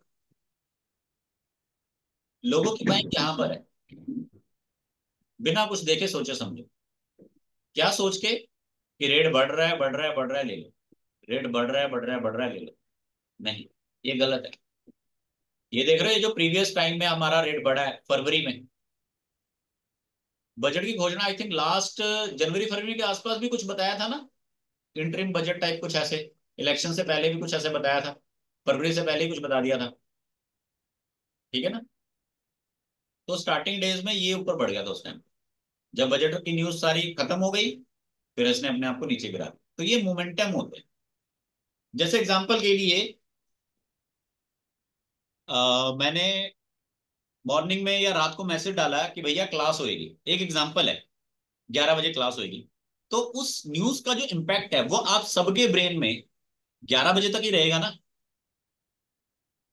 अगर मैंने कल रात को एक मैसेज डाला कि कल हम क्लास करेंगे, तो उस न्यूज का जो इम्पैक्ट है वो आप सबके माइंड में 11 बजे तक ही रहेगा ना, या अगले एक हफ्ते तक रहेगा, या आप सबको जब पता लगता है कि यार छुट्टी आने वाली है, संडे की छुट्टी है या किसी हॉलीडे की छुट्टी है, तो उस न्यूज का इम्पैक्ट आपके माइंड में सिर्फ उस छुट्टी तक ही रहता है, या जब तक आप प्लानिंग बनाते हो, क्या उसके बाद भी रहता है? बताइए, बोलो भाई। नहीं तब तक तब तक ही नहीं। रहेगा।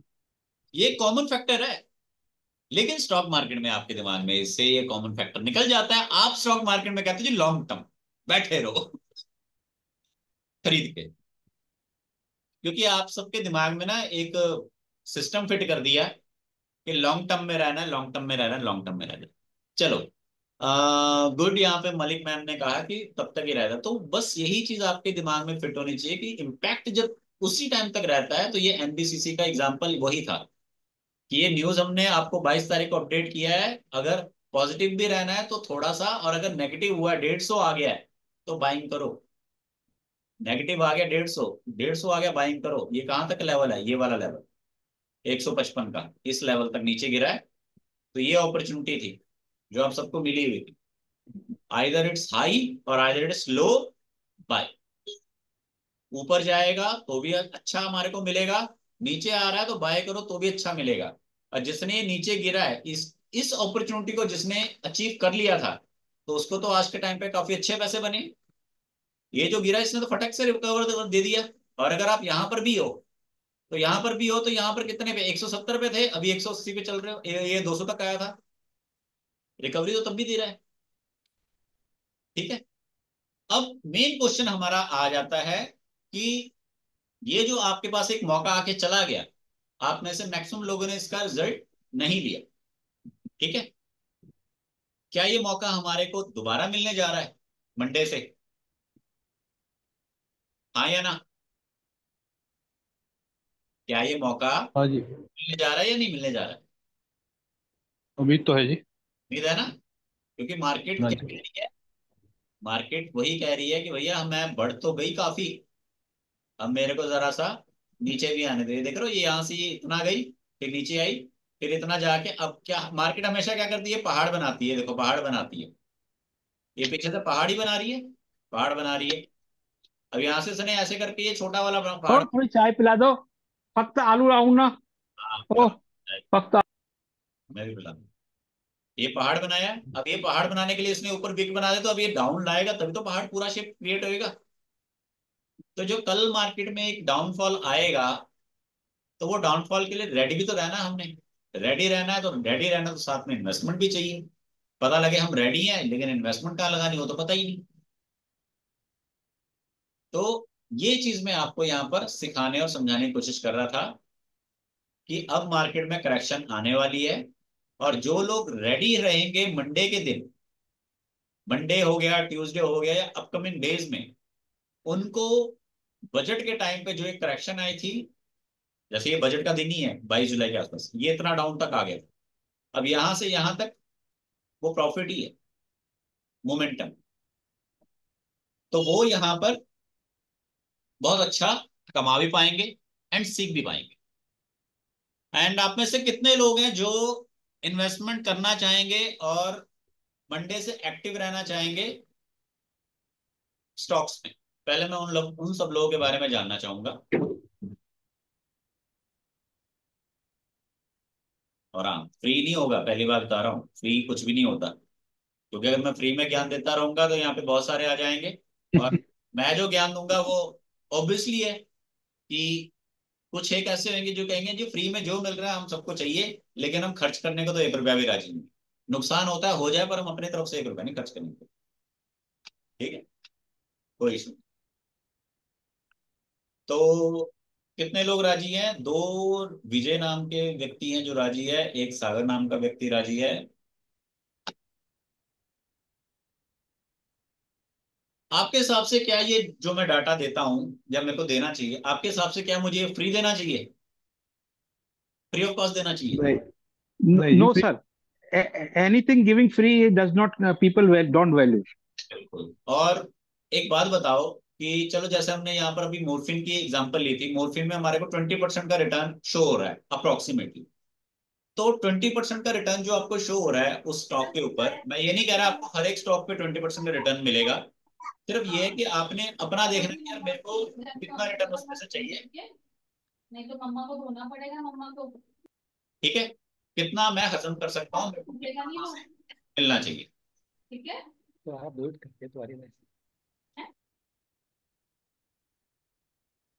तो यहाँ पे 20% का रिटर्न जैसे हमें मोर्फिन में मिला, एनबीसीसी के हमने एग्जांपल दी, तो वहां पे वो स्टॉक हमें करेक्शन करके 150 रुपए तक मिल रहा था। आज उसकी प्राइस 180 रुपए है, तो 30 रुपए वो भी बढ़ा है। तो 150 के हिसाब से देखोगे तो 20% वहां पर भी है। अगर आप ध्यान दोगे तो जो स्टॉक हमारे को 150 रुपए तक करेक्शन करके मिल रहा था, अपडेट आपको एक दिन पहले मिल गया। ठीक है, तो अगर उसके ऊपर मैं आपसे कुछ एक पॉइंट ही अगर आपसे चार्ज करता हूं, तो वो इसलिए करता हूं ताकि मैं सिर्फ सीरियस लोगों के बीच में रहूं। ये नहीं कि मैं उन लोगों को भी इस चीज की जानकारी दूं जो इन्वेस्ट ही नहीं करना चाहते या इन्वेस्ट ही नहीं कर सकते। ठीक है, रीजन ये है चार्ज करने का। और दूसरा ये है कि मेरे को भी डेडिकेशन होनी चाहिए और मेरे को भी एक रिस्पॉन्सिबिलिटी होनी चाहिए कि हाँ यार मेरे को ध्यान देना उन पे, जवाब देने हैं उनके सवालों के, और मैं उनको प्रॉफिटेबल करके दूं। ठीक है, जैसे कि एग्जांपल के लिए ये हमारे अ, गुप्ता जी हैं। अभी इन्होंने सुजलोन का, इनके पास तकरीबन 38-40 रुपए मान लो, 40 रुपए के आसपास इनकी खरीद है। 70 रुपए में हमने इनको बिकवा दिया। 40 रुपए की चीज हमने 70 में बिकवा दी, कितने हो गए? 30 पॉइंट का फायदा। 30 पॉइंट का फायदा अगर हम 40 के हिसाब से देखें तो 7 चौक 28, 700%, 70% का रिटर्न आया यहाँ पे। ठीक है, 70% का रिटर्न। अगर मैं इन्हें ये चीज अपडेट ना करवाऊं, ठीक है, तो इनको लॉस आएगा ना फिर बाद में। और जब करेक्शन आ रही है तो फिर बाद में लोन भी गिरेगा, जैसे सब गिरेंगे तो। ठीक है, अब जैसे एग्जांपल के लिए आप सभी को मालूम है पिछले 1-2 दिनों में सभी बैंक्स नीचे गिरे हैं, सिर्फ एचडीएफसी को छोड़ के। सिर्फ एचडीएफसी नीचे नहीं गिरा, बाकी सब गिर गए। सिर्फ एक एचडीएफसी नीचे नहीं गिरा, बाकी सब गिर गए। क्या कारण था उसका, कोई बता सकता है? एक छोटा सा आइडिया, जो भी आपको तीर तुक्का मारना हो, कोई दिक्कत नहीं है। हालांकि मेरे को एक्सपेक्ट ये था कि इसको यहाँ से ऐसे अपना लेवल बना बना के जाना, जैसे मैंने बनाया हुआ है, ऊपर जाएगा नीचे गिरेगा, ऊपर जाएगा नीचे गिरेगा, इस तरह से। लेकिन ये अपना इस तरह से ऊपर नीचे का खेलना बहुत बार खेल चुका है, तो इसलिए इसको एक बार ब्रेक करना ही करना था। लेकिन क्वेश्चन ये है, एचडीएफसी को छोड़ के बाकी सब नेगेटिव है, सिर्फ एचडीएफसी नेगेटिव नहीं है। उसका क्या कारण था?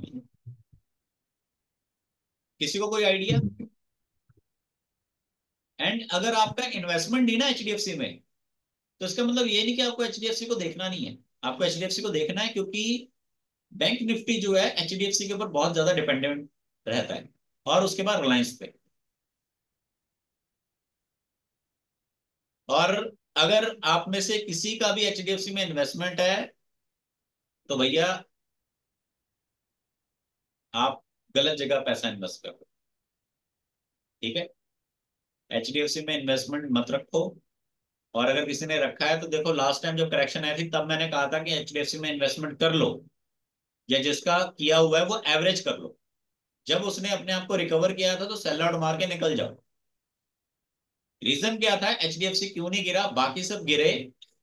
क्योंकि कोई चीज जो ऑलरेडी एक बार गिर चुकी है, कोई चीज जो ऑलरेडी एक बार गिर चुकी है, वो और कितना गिरेगी। जब एचडीएफसी गिरा था ना अच्छे से, तब बाकी बैंक्स इतने ज्यादा नहीं गिरे थे। और जब अभी अभी पीछे हाल फिलहाल में एक रिकवरी आई थी ना, तो सब में आई थी, सब में आई। एचडीएफसी में उतनी अच्छी नहीं आई।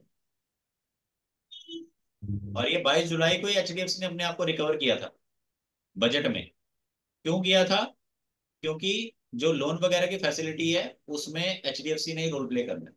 एंड बैंकिंग में क्यों नहीं पैसा डालना चाहिए, मैं तो आपको बहुत बार कई अलग अलग तरीकों से बता चुका हूं कि क्यों नहीं बैंकिंग में पैसा डालना चाहिए। लास्ट टाइम एचडीएफसी यहां से नीचे गिरा था, यहां से नीचे गिरा था। तो जब ये नीचे गिरा था, ये टाइम मैंने आपको कहा था उस टाइम पे कि जिसको रिकवर इन्वेस्ट करना है इस टाइम में इन्वेस्ट कर लो। ये टाइम में ये गिरा था, ये ऊपर चढ़ गया, ऊपर चढ़ जाए उस टाइम नहीं, जब जब नीचे गिरे रिकवर करो। फिर उसके बाद इसने अपने आप को रिकवर किया, ये पॉइंट से ये पॉइंट। तो मार्केट का मेन काम क्या है? ऐसे चोटियां बनाना, पहाड़ बनाना। तो ये पहाड़ ही बनाती है। तो कभी भी जब आपको लग रहा है कि यार प्राइस ऊपर चला गया है, प्रॉफिट बुक करो, हट जाओ। क्योंकि उसने ऊपर जाके नीचे आना है, फिर ऊपर जाना है। या तो अगर आपके पास पेशेंस है 1-2 साल का, तो रखो। क्योंकि ये देखो कितना टाइम दे रहा है ये यहाँ पे,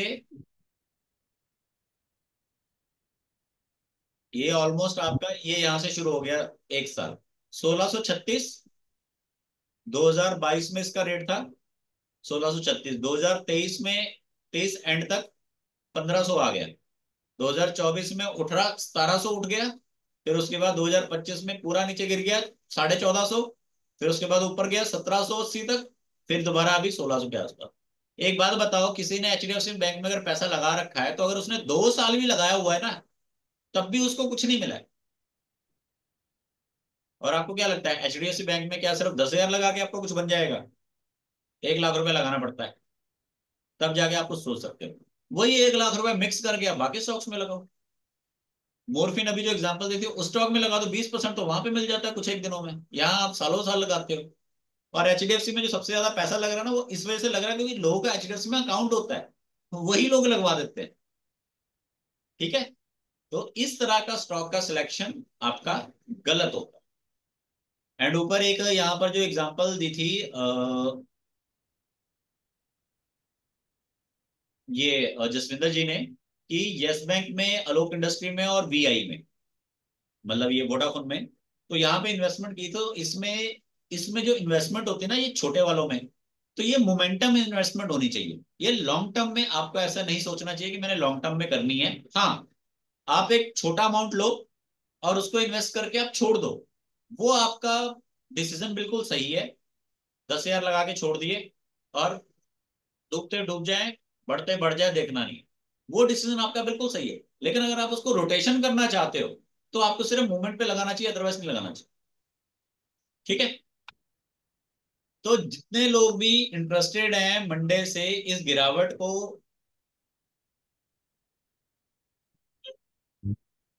में अपने आप को इन्वेस्ट करने के लिए, तो उन लोगों के लिए मेरा जो इक्विटी वाला जो प्लान रहेगा वो रहेगा महज 1500 रुपये पर मंथ का, कि 1500 रुपीज आपसे एक मंथ का चार्ज लिया जाएगा, जिसमें आपको डिपेंड करते हैं कि रोज का आपको एक स्टॉक बताया जाएगा या दो बताए जाएंगे या तीन बताए जाएंगे, और साथ में आपको उसका स्टॉप लॉस या टारगेट जो है साथ में बताया जाएगा।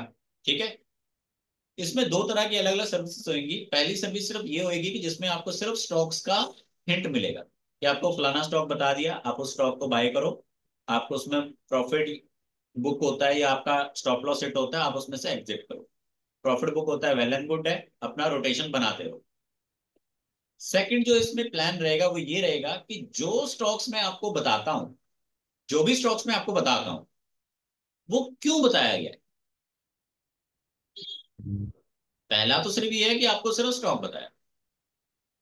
इसको दूसरी जगह ये समझो कि जैसे हम कहते हैं ना, भैया मछली पकड़नी है पानी में जाके, नदी में जाके, तो पहला तो ये मैंने आपको बता दिया मछली यहां से पकड़नी है। दूसरा ये कि भैया यहाँ पे कैसे आई और कहां से आई और क्यों आई, वो रीजन मीन्स कि उसमें क्या होगा, आपका जो स्टॉक्स आपको बताए जाएंगे, सिलेक्शन कराई जाएगी, उसके रिलेटेड आपके साथ सेशंस दिए जाएंगे, जिससे आप इन फ्यूचर भी स्टॉक का सिलेक्शन करने की काबिलियत बना पाओगे अपने अंदर। ठीक है। तो वो जो सेकंड वाली सर्विस है उसका सिर्फ 1000 रुपीज एक्स्ट्रा चार्ज होगा, कि जिसमें आप खुद के अंदर एक काबिलियत बिल्ड कर पाओगे कि मैं स्टॉक्स को साथ साथ में खुद से भी सर्च कर सकूं, और मैं खुद से फाइंड करूं कि भैया स्टॉक जाएगा नहीं जाएगा, कैसे जाएगा, और ताकि मैं मार्केट में अपने आप को थोड़ा अच्छे से बना सकूं, कि मैं मार्केट को समझ रहा हूं, पहचानना। तो आई थिंक क्लियर है आप सभी को। ठीक है, कि मैंने आपको क्या बताया कि पहली सर्विस हमारी रहेगी 1500 रुपीज की। ठीक है, 1500 रुपये। एंड जो सेकंड सर्विस है वो है हमारी 2500 रुपीज की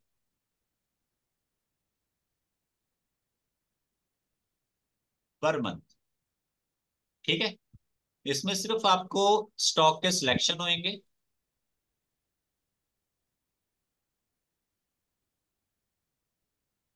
और इसमें आपको प्लस होएगा प्रैक्टिस।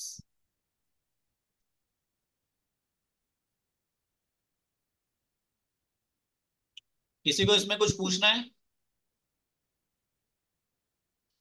प्रैक्टिस जो होगी वो आपकी जूम पे ही होगी। ठीक है, रिकॉर्डिंग्स वगैरह उसकी भी मिल जाएंगी, और ये आपकी डेली बेसिस में होगी, ये आपकी वीकली, वीक में आपकी 2 बार होगी, वो मैं डेज आपको अपडेट कर दूंगा। ठीक है, और उसमें हफ्ते में हम जितने भी स्टॉक्स को लेते हैं उनके ऊपर हम उस पर डिस्कशन करते हैं कि हमने क्यों लिया, कैसे लिया, किस कारणवश लिया, और फिर उसका हम रिजल्ट भी साथ में देखेंगे कि उसका क्या रिजल्ट आया, पॉजिटिव आया, नेगेटिव आया, वॉट जो भी। ठीक है, तो जो पर्सन भी इसमें इंटरेस्टेड है वो आज में या कल में इनरोल कर ले, क्योंकि मंडे को स्टॉक कब आएगा वो सिर्फ उन्हीं को ही पता लगेगा। हो सकता है संडे को ही अपडेट मिल जाए, मैं हो सकता है रात को, आज रात को या कल रात को ही डाटा बनाना शुरू कर दूं, हो सकता है। ठीक है,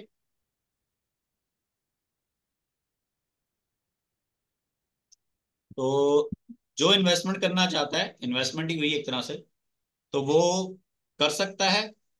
एंड जो लोग इन्वेस्टमेंट के नाम से डरते हैं वो जा सकते हैं।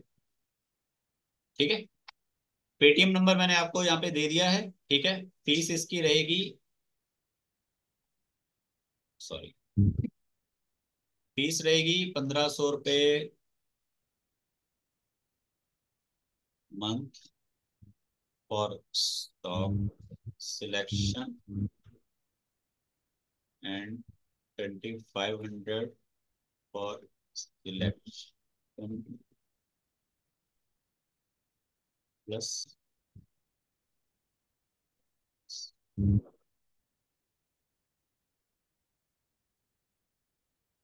तो यहां से जो भी पर्सन इस सेवा को लेना चाहता है वो इनरोल करवा ले, और जो पर्सन इस सेवा को नहीं लेना चाहते, जस्ट अपने बेस पे ही अपना करना चाहते हैं, तो वो भी बहुत अच्छी बात है, वो अपने हिसाब से कर सकते हैं। सर यहाँ पर बोस जी, यहाँ पर सिर्फ हम इक्विटी की बात करते हैं। इंडेक्स इंडेक्स की कोई बात नहीं होगी, सिर्फ इक्विटी की बात होगी। और आपको वैसे मैंने हीरो जीरो में काफी अच्छे से चीजें क्लियर की हैं। और जो पर्सन इक्विटी करता है उसके लिए बहुत अच्छी चीज है ये। और जो पर्सन हीरो जीरो या फिर निफ्टी वगैरह इंडेक्स वगैरह करता है, तो वहां पे पैसा भी मोटा लगाना है, और वहां पे सिर्फ एक दो दिन का खेल है, तो वो अलग चीज। हाँ, आने वाले टाइम में मैं ऑप्शन से रिलेटेड भी कोर्स निकालूंगा, टाइम निकालूंगा। उसमें आपको चीजें क्लियर होंगी, पता लगेगा कहाँ से मैंने अपनी रिटर्न बनानी है, कहाँ पे मैंने इन्वेस्ट करना है, कहाँ पे नहीं करना है। जो भी है वट एवर एक्सवाइज, जितने भी आपके क्वेश्चन है उसमें आपके क्लियर होंगे। ऑप्शन से रिलेटेड अलग कोर्स में होगा। यहाँ ये सिर्फ इक्विटी वालों के लिए है, जिनकी इन्वेस्टमेंट तकरीबन यहाँ पर मैं जितना देख रहा हूँ 1 लाख रुपए से ऊपर ही है। ठीक है ना। मेन चीज यहाँ पर सीखने की है, ना कि पैसा बनाने की। एक हफ्ते में आपको जितने स्टॉक्स की लिस्ट मिलती है, आप उन स्टॉक्स को जस्ट वेरीफाई और टैली करना भी अगर सीख गए, तो आगे की लाइफ आपकी सिक्योर है। और जस्ट अगर आप आंखें बंद करके सिर्फ पीछे पीछे चल रहे हो, तो आपको सारी जिंदगी पीछे पीछे चलने के लिए कोई ना कोई चाहिए होगा। फिर आप या तो न्यूज के पीछे भागोगे कि भैया न्यूज में फलाने ने ऐसा कि ऐसा बोला, चलो उधर को। या अखबार में ये ऐड आई, चलो इधर को। या फलाने मेरे दोस्त ने ऐसा बोला, उधर को नहीं। अगर अपने अंदर एक क्वालिटी बिल्ड करनी है, तो उसके लिए तो प्रैक्टिस बहुत जरूरी है। ठीक है। तो कोई पर्सन है तो जो इनरोल करवाना चाहते हैं वो करवा के मेरे को अपडेट कर दें व्हाट्सएप के ऊपर। एंड जो नहीं करवाना चाहते पहले आप तो जा सकते हैं। ठीक है। किसी का कोई क्वेश्चन, किसी का कोई क्वेश्चन सवाल। रिजल्ट तो आप सभी लोगों ने ऑलरेडी देखे हुए हैं सर कि। मेरा क्वेश्चन है प्लीज। जी जसविंदर जी। सर ये आलोक इंडस्ट्रीज और एक यूआई फाइनेंशियल आपने ना साल डेढ़ साल पहले रिकमेंडेशन दिया था, तो मैंने तब से होल्ड किया हुआ है। तो मेरे बाइंग प्राइस से वो अप्रोक्सीमेटली 15% डाउन है और 20%, तो मैं अभी होल्ड रखूं सर या लॉस बुक कर लूँ इनमें? स्टॉक का नाम क्या है? सर एक तो आलोक इंडस्ट्रीज है, ये भी अराउंड 1 ईयर से पहले आपने दिया था, अराउंड 1 साल हो ये गया। अलोक इंडस्ट्री दिसंबर में दिया, जहाँ तक मुझे याद है। 1 ईयर से पहले अगर आप बात कर रहे हो, ठीक है, अगर आप 1 ईयर से बात पहले की बात कर रहे हो, तो तकरीबन जुलाई का महीना आप यहाँ पे कर और लीजिए। ये बाइंग मेरा बाइंग था 31 रुपीज 20। सर जहाँ तक मुझे याद है, मेरे को मालूम है न्यू ईयर पे बाहर गया था कहीं। उससे पहले पहले मैंने आलोक के बारे में अपडेट दिया था कि भैया आलोक इंडस्ट्री में इन्वेस्टमेंट। ठीक है। न्यू ईयर से पहले पहले दिया था मैंने, तो न्यू ईयर से पहले मैंने अगर इसको दिया है, तो यहाँ पर आपको क्या दिख रहा है, इस रेंज में ये बाइंग है। और यहाँ पर ये एक हाई बनाया हुआ है। आपने क्यों नहीं किया? क्या रीजन था कि लर्निंग नहीं ली आपने अभी तक। आपने अभी तक कोर्स को सीखने की कोशिश नहीं ना की एक बार भी, कोई कंटिन्यूअसली मैं उस पर ध्यान दूं, नोट्स बनाओ, रूल्स बनाओ, बाकी उस पर ध्यान नहीं दिया, सिर्फ आपने इन्वेस्टमेंट की। एक बार भी अगर आप लर्निंग के ऊपर ध्यान देते, उस कोर्स को प्रॉपर सीखते, फोकस करते, तो आपको नो डाउट आपको क्लियर हो जाता कि यार मेरे को कितना यहाँ से बनाना था, कितना बन चुका है, लालच करना है या नहीं करना, वॉट एवर एक्स। ठीक है। तो यहाँ पर अब मैंने वो चीज को बताया था, ये नवंबर से लेके दिसंबर के बीच में ये मूवमेंट दिख रहा था। उसके बाद चीज जो है ये यहाँ से तकरीबन 20-22 रुपए से लेके ये आपकी 40 रुपए तक मैक्सिमम हिट हुई है। तो ये अमाउंट एक अच्छा अमाउंट था जब प्रॉफिट बुक हो सकती थी। और मैं क्यों कहता हूँ कि भैया होल्ड नहीं करना है इतना, क्या उसको सालों साल होल्ड करने का क्या मतलब है। अब साल भर में अगर बंदा होल्ड कर रहा है, तो अगर हम जुलाई से जुलाई देखें, तो ये लो 15 रुपए की चीज आज कितनी हो गई, 26 रुपए की, एक साल बाद। बट ज्यादा अच्छी समझदारी नहीं है कि जब 35-40 रुपए थी तब निकल जाते। अब आपका सवाल अभी ये है कि मैं इसको रखे रखूं या छोड़ दूं, यही है ना। जी सर जी। तो कितने रुपए की बाइंग है? 31.20।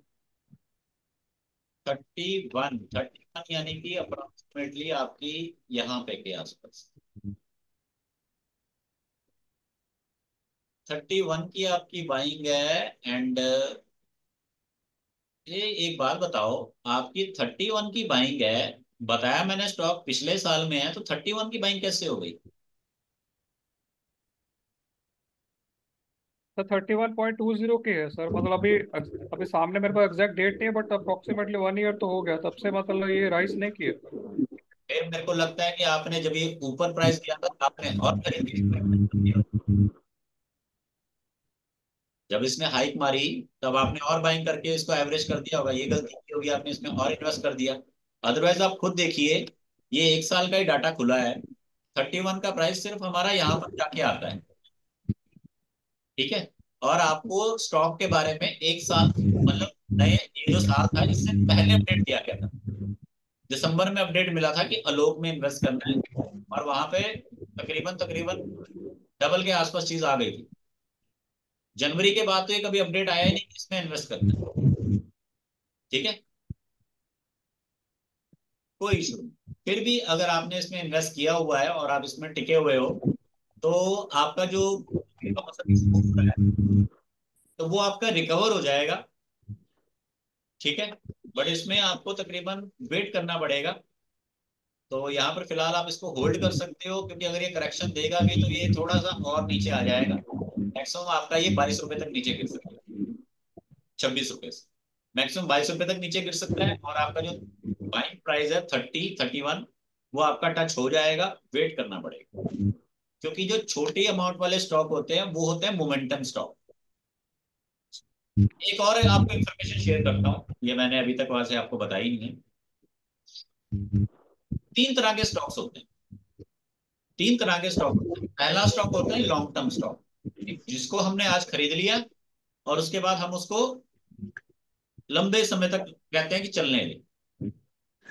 दूसरा होता है शॉर्ट टर्म स्टॉक, कि हमने आज खरीदा, अब जैसे हमें दिखा इसमें 5% मिल गया, 10% मिल गया, हमने बेच दिया, शॉर्ट।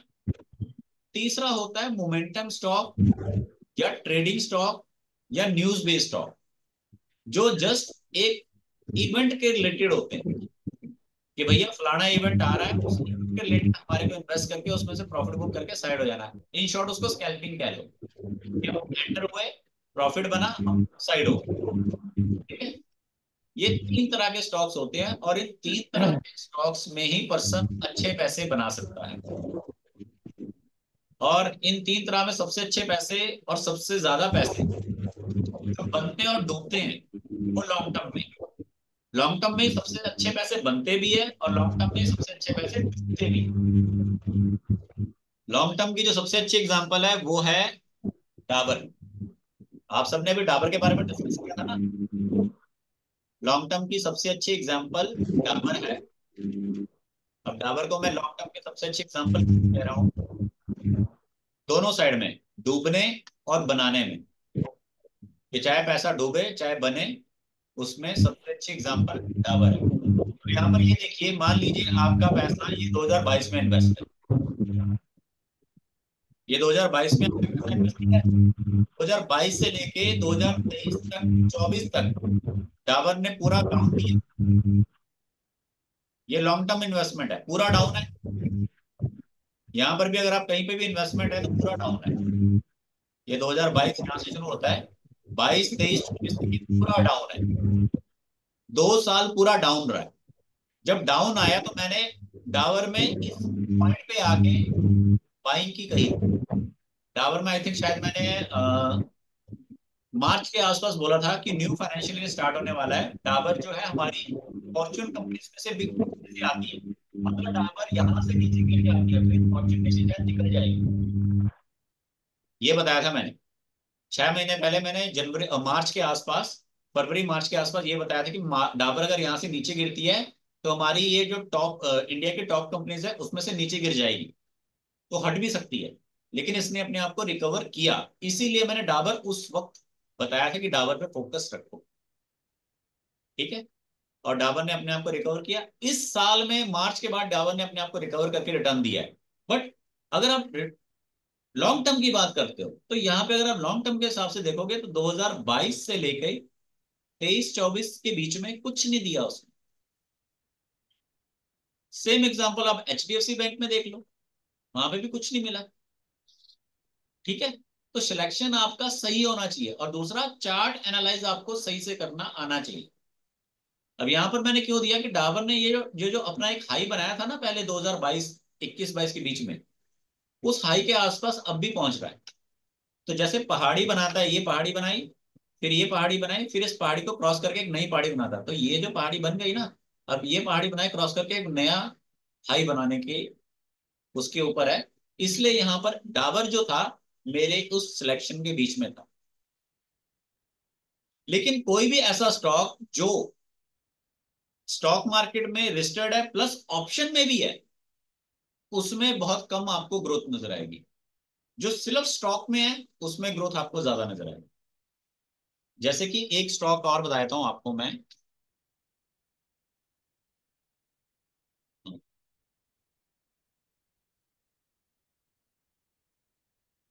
ऐसे ही कुछ नाम था उसका, टैक्स,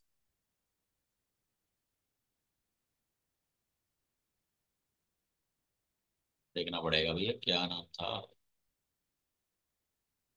सर टेक्स रेट, हाँ जी। TEX।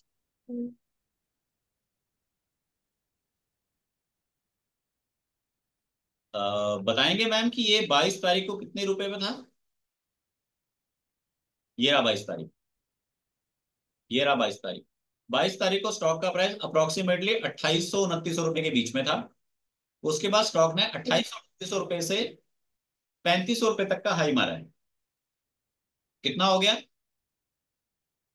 500-600% हो गया, 500-600 पॉइंट हो गया। 500-600 पॉइंट के हिसाब से अगर हम वैसे डाटा कैलकुलेट करें तो आई थिंक शायद दो 20%। I am right? यस। हाँ। तो जो ये हाई मारा है, तो मैं आपको क्या कह रहा हूं, महंगी चीज बढ़ेगी, अच्छी है वो, लेकिन इतना ऊपर बढ़ने के बाद आपको क्या लग रहा है कि अब भी बढ़ेगी? नहीं बढ़ेगी, ये मोमेंटम है।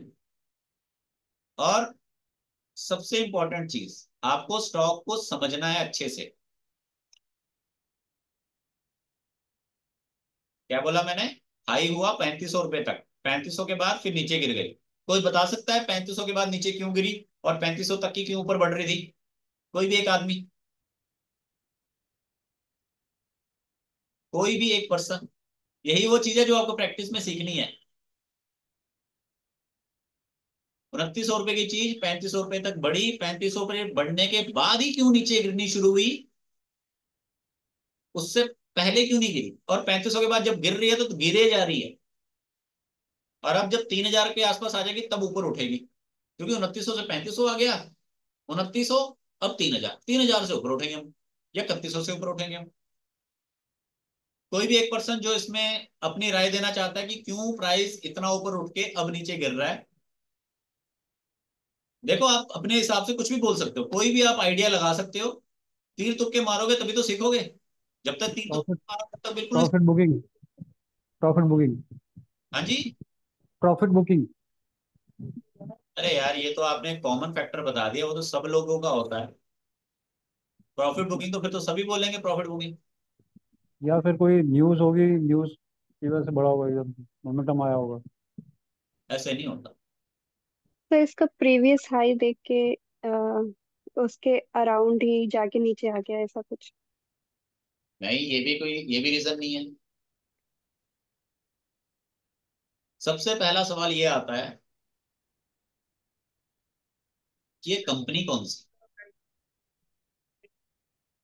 पहला सवाल ये आता है, ये कंपनी कौन सी।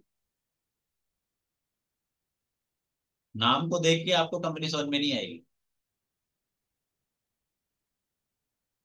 सर्च मारोगे तो पता लगेगा कि कंपनी कौन सी। फिर उसके बाद ये देखना है कि वो कंपनी कौन सी है, पता लग गया, करती क्या है पता लग गया। जब ये दो चीजें आपको क्लियर हो जाएंगी ना, तब आपको हिंट मिलना शुरू हो जाएगा कि कंपनी ने कब तक अपने आप को दम दिखाना था, और उसके बाद क्यों कंपनी में अब दम खत्म हो गया। किसी को हिंट मिला? मैंने वैसे अपनी बातों से हिंट दे दिया है। सर ये जॉब्स प्रोवाइड करती है, और आईटी का जॉब उस टाइम से शायद कम होना शुरू कर दिया था। और और But big investors left at that time or sold call at that levels. ये टैक्स के रिलेटेड कंपनी है, टैक्स। ठीक है, तो जब हमारा बजट क्लियर हुआ तो बजट में टैक्स के बारे में बातचीत छेड़ी गई, और ये वही टाइम था जब हम इनकम टैक्स की रिटर्न फिल करने की तरफ काफी भागे भागे जा रहे थे। तो सारी कंपनियां इधर आएंगी, और आप क्या ध्यान दे रहे हो इसमें, एक चीज ध्यान दे रहे हो, महीने की तारीख खत्म और स्टॉक नीचे। तो ये महीने की तारीख के हिसाब से चल रहा है, 31 तारीख तक ये सबसे हाई पे था। बजट के अगले दिन से इसने अपने आप को ऊपर उठाया, क्योंकि बजट के अगले दिन ही रिटर्न भरने का जुनून सवार। और मेरे को भी याद है, मेरे को इन्हीं दिनों में मैसेज आया था, आपकी आईटीआर फिल होने वाली है, अगर भर दिया तो इस मैसेज को इग्नोर करें। आप सबको भी आया था क्या मैसेज? तो ये इस टाइम के बाद मैसेज आने ज्यादा शुरू हुए थे, तो लोगों ने फटाफट भरनी शुरू की थी। गवर्नमेंट जब आईटीआर का मैसेज सबको पास करती है ना, उसके बाद सबसे ज्यादा फिलिंग होती है। और आईटीआर फिलिंग के बाद जब वो महीना खत्म हुआ, उसके बाद डाउन। स्टार्टिंग के डेज में बहुत कम काम होता है, स्टार्टिंग के डेज में बहुत कम काम होता है, मंथ एंडिंग में काम अच्छा होता है। ठीक है ना, मंथ एंडिंग में काम अच्छा होता है, स्टार्टिंग के डेज में बहुत कम होएगा, मंथ एंडिंग में अच्छा काम होएगा। ठीक है, या तो वो पहले एक बार क्लियर हो जाता है, कोई मूवमेंट आने वाला हो। ठीक है, दूसरा आपको ये देखना होता है कि स्टॉक क्या काफी ऊपर चला गया है या नीचे है। अगर नीचे है तो ऊपर जाएगा, और अगर ऑलरेडी ऊपर है तो नीचे आएगा, करेक्शन देगा। ठीक है, तो ये छोटी छोटी एग्जांपल्स होती हैं जिससे आपको थोड़ा क्लियर करना होता है या फाइंड करना होता है। और लॉन्ग टर्म का इतना मत सोचो कि यार मेरे को लॉन्ग टर्म बने रहना है, लॉन्ग टर्म बने रहना है, नहीं, इतना लॉन्ग टर्म का सोचने की कोई जरूरत ही नहीं है। और यहाँ पे स्टॉक में आप लॉन्ग टर्म का अगर सोच लेते हो, ठीक है, जैसे एग्जांपल के लिए ये अगस्त, अगस्त से ही अगस्त लगा लिया मैंने, तो ये कितना है, 2400 रुपए से, 2400 रुपए से अभी कितना है, 3000 रुपए, सिर्फ 600 पॉइंट बढ़ा एवरीवन। एक साल में सिर्फ 600 पॉइंट बढ़ा है, एक साल में। क्लियर? अब अपना दिमाग चलाकर मुझे बताओ, क्या एक साल में 600 पॉइंट लेना समझदारी है, या 2-3 वीक्स में 600 पॉइंट लेना समझदारी है? बोलो। और इस स्टॉक का मैंने अपडेट पहले दिया हुआ था, ऐसा नहीं है। जसविंदर जी, शायद आपके पास भी ये स्टॉक का अपडेट होगा। सर ये वाला नहीं है सर, ये वाला टीम लिस्ट नहीं। कोई बात नहीं, नहीं होगा फिर आपके पास कोई दूसरा स्टॉक आया होगा, ये वाला नहीं आया होगा तो कोई और आया होगा। ठीक है ना, अलग अलग लिस्टें दी है मैंने, अलग अलग सेगमेंट के हिसाब से, जो पर्सन जिसमें ऐड होता है उसमें से। जैसे अब तक जिन लोगों ने हीरो जीरो में जो सीखा है वो, अब ये स्टॉक सिलेक्शन में जो आएगा तो इसमें वो चीजें नहीं आएंगी जो हीरो जीरो में थी। अब जिसने हीरो जीरो में जो सीखा है वो उसको बेसिक स्टॉक में नहीं आएगा। ठीक है, तो हर सर्विस का अलग रेट है, तो हर सर्विस में डाटा भी तो अलग मिलेगा ना, अलग अलग चीजें मिलेंगी। और यहाँ पे क्वेश्चन सिर्फ मेरा ये था कि एक साल में 600 पॉइंट लेना वो ज्यादा समझदारी है, या एक महीने में 600 पॉइंट लेना समझदारी है। छोटा सवाल ये था, तो आप सब लोग समझदार होंगे ऑब्वियसली। तो ये वो रीजन है जो मैं कहता हूँ कि लॉन्ग टर्म में इन्वेस्ट करना इतना ज्यादा भी समझदारी नहीं है। हाँ, जो पुराने लोग हैं वो आज भी मानते हैं कि लॉन्ग टर्म में इन्वेस्ट करो, बढ़िया रहेगा, लेकिन प्रॉफिट जब मिल रहा है तो उसको बुक करके साइड हो लो। ठीक है, उसको इतना लंबा चौड़ा होल्ड करके नहीं रखना, बना अपना साइड हो। तो कमिंग टू द पॉइंट, जैसे कि मोस्टली मेरे को एक कहीं और भी जाना होता है आज, वैसे 12 बजे जाता हूँ मैं, आज 1 बज गया। तो जितने लोग, कितने लोग हैं जो मंडे से इस कोर्स में आना चाहेंगे, पेड सर्विस एंड प्रैक्टिस में? अगर किसी को प्रैक्टिस करनी है तो उसके 1000 रुपीज एक्स्ट्रा हैं, और अगर प्रैक्टिस नहीं करनी तो सिर्फ आप जस्ट स्टॉक सिलेक्शन जो है वो ले सकते हो, तो उसका सिर्फ आपको 1500 रुपीज होगा। इसका ग्रुप बनाया जाएगा अलग से, और ग्रुप में सब लोग आपस में अपडेट्स वहां पे डाल सकेंगे कि आपने लिया नहीं लिया, आपका क्या प्रॉफिट लॉस है, क्या है अपडेट, वट एवर एक्स्ट्रा। ठीक है, जैसे आगे पीछे ग्रुप नहीं बनाया था, इस बार मैं आपको इसका ग्रुप बनाऊंगा। तो जो जो लोग इंटरेस्टेड है वो मेरे को यहाँ पे अपडेट्स दे दें, एंड जो लोग इंटरेस्टेड नहीं है वो जा सकते हैं, नो डाउट। ठीक है, क्योंकि देखो, सीखने के बाद भी अगर अप्लाई नहीं करते हो तो सीखने में कोई फायदा नहीं है, आप उसको सीखे हुए को भूल जाते हो। एंड अगर आप उसको अप्लाई करते हो तो ही आप उसमें आगे बढ़ पाते हो। ठीक है, क्योंकि जिन लोगों के पास पैसा ही नहीं है वो सीख के भी कुछ नहीं कर सकते। उनको जब दिखता है मार्केट बहुत ऊपर चलेगी वो कहते हैं यार अच्छी बात है, पैसा लगाया होता तो बन जाता। और वही लोग जब कहते हैं मार्केट डूब गई, वो कहते हैं अच्छा वो हमने पैसा नहीं लगाया, देखा मार्केट गिर गई। तो वो तो दोनों तरफ ही रोते हैं, वो सीखते नहीं कुछ। ठीक है। एंड ओके, व्हाट्सएप पे मेरे को यहाँ पे अपडेट्स मिल रहे हैं। व्हाट्सएप पे जैसा मेरे को यहाँ पे दिख रहा है, व्हाट्सएप पे मेरे को यहाँ पे 2-3 लोगों के मैसेजेस आए हुए हैं व्हाट्सएप के ऊपर। ठीक है, व्हाट्सएप पे मेरे को अपडेट्स मिल रहे हैं। तो ये बताइए कि आज का सेशन कैसा रहा, आप सब लोगों को सेशन कैसा लगा? सेशन बढ़िया लगा, क्वालिटी वाइज लगा, सीखने को मिला कुछ ना कुछ एज ए फीडबैक के तौर पे? सभी लोग वन बाय वन स्टार्ट कर। Yes sir. हाँ कमल जी आप बोलिए। कमल जी से शुरुआत करते हैं। कमल जी,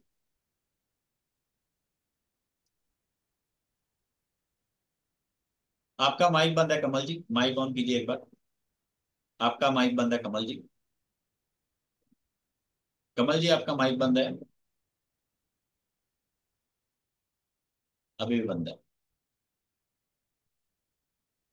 सॉरी जी सॉरी सॉरी सॉरी। कमल हाँ जी जी, सर, बहुत बढ़िया रहा सर, बढ़िया सर। जी सर, बहुत बढ़िया जी। मतलब जो भी सिलेक्शन वगैरह स्टॉक्स के अच्छे लगे आपको?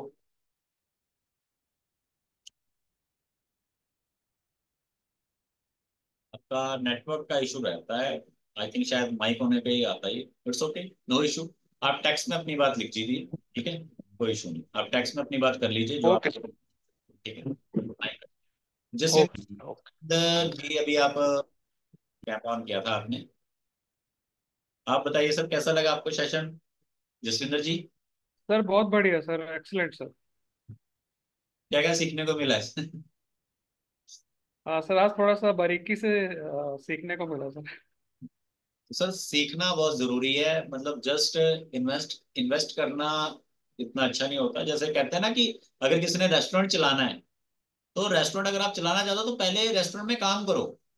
आपके पास भले करोड़ों रुपए हैं रेस्टोरेंट चलाने के लिए, होटल चलाने के लिए, पर आपको एक बार काम करना जरूरी है वहां पे।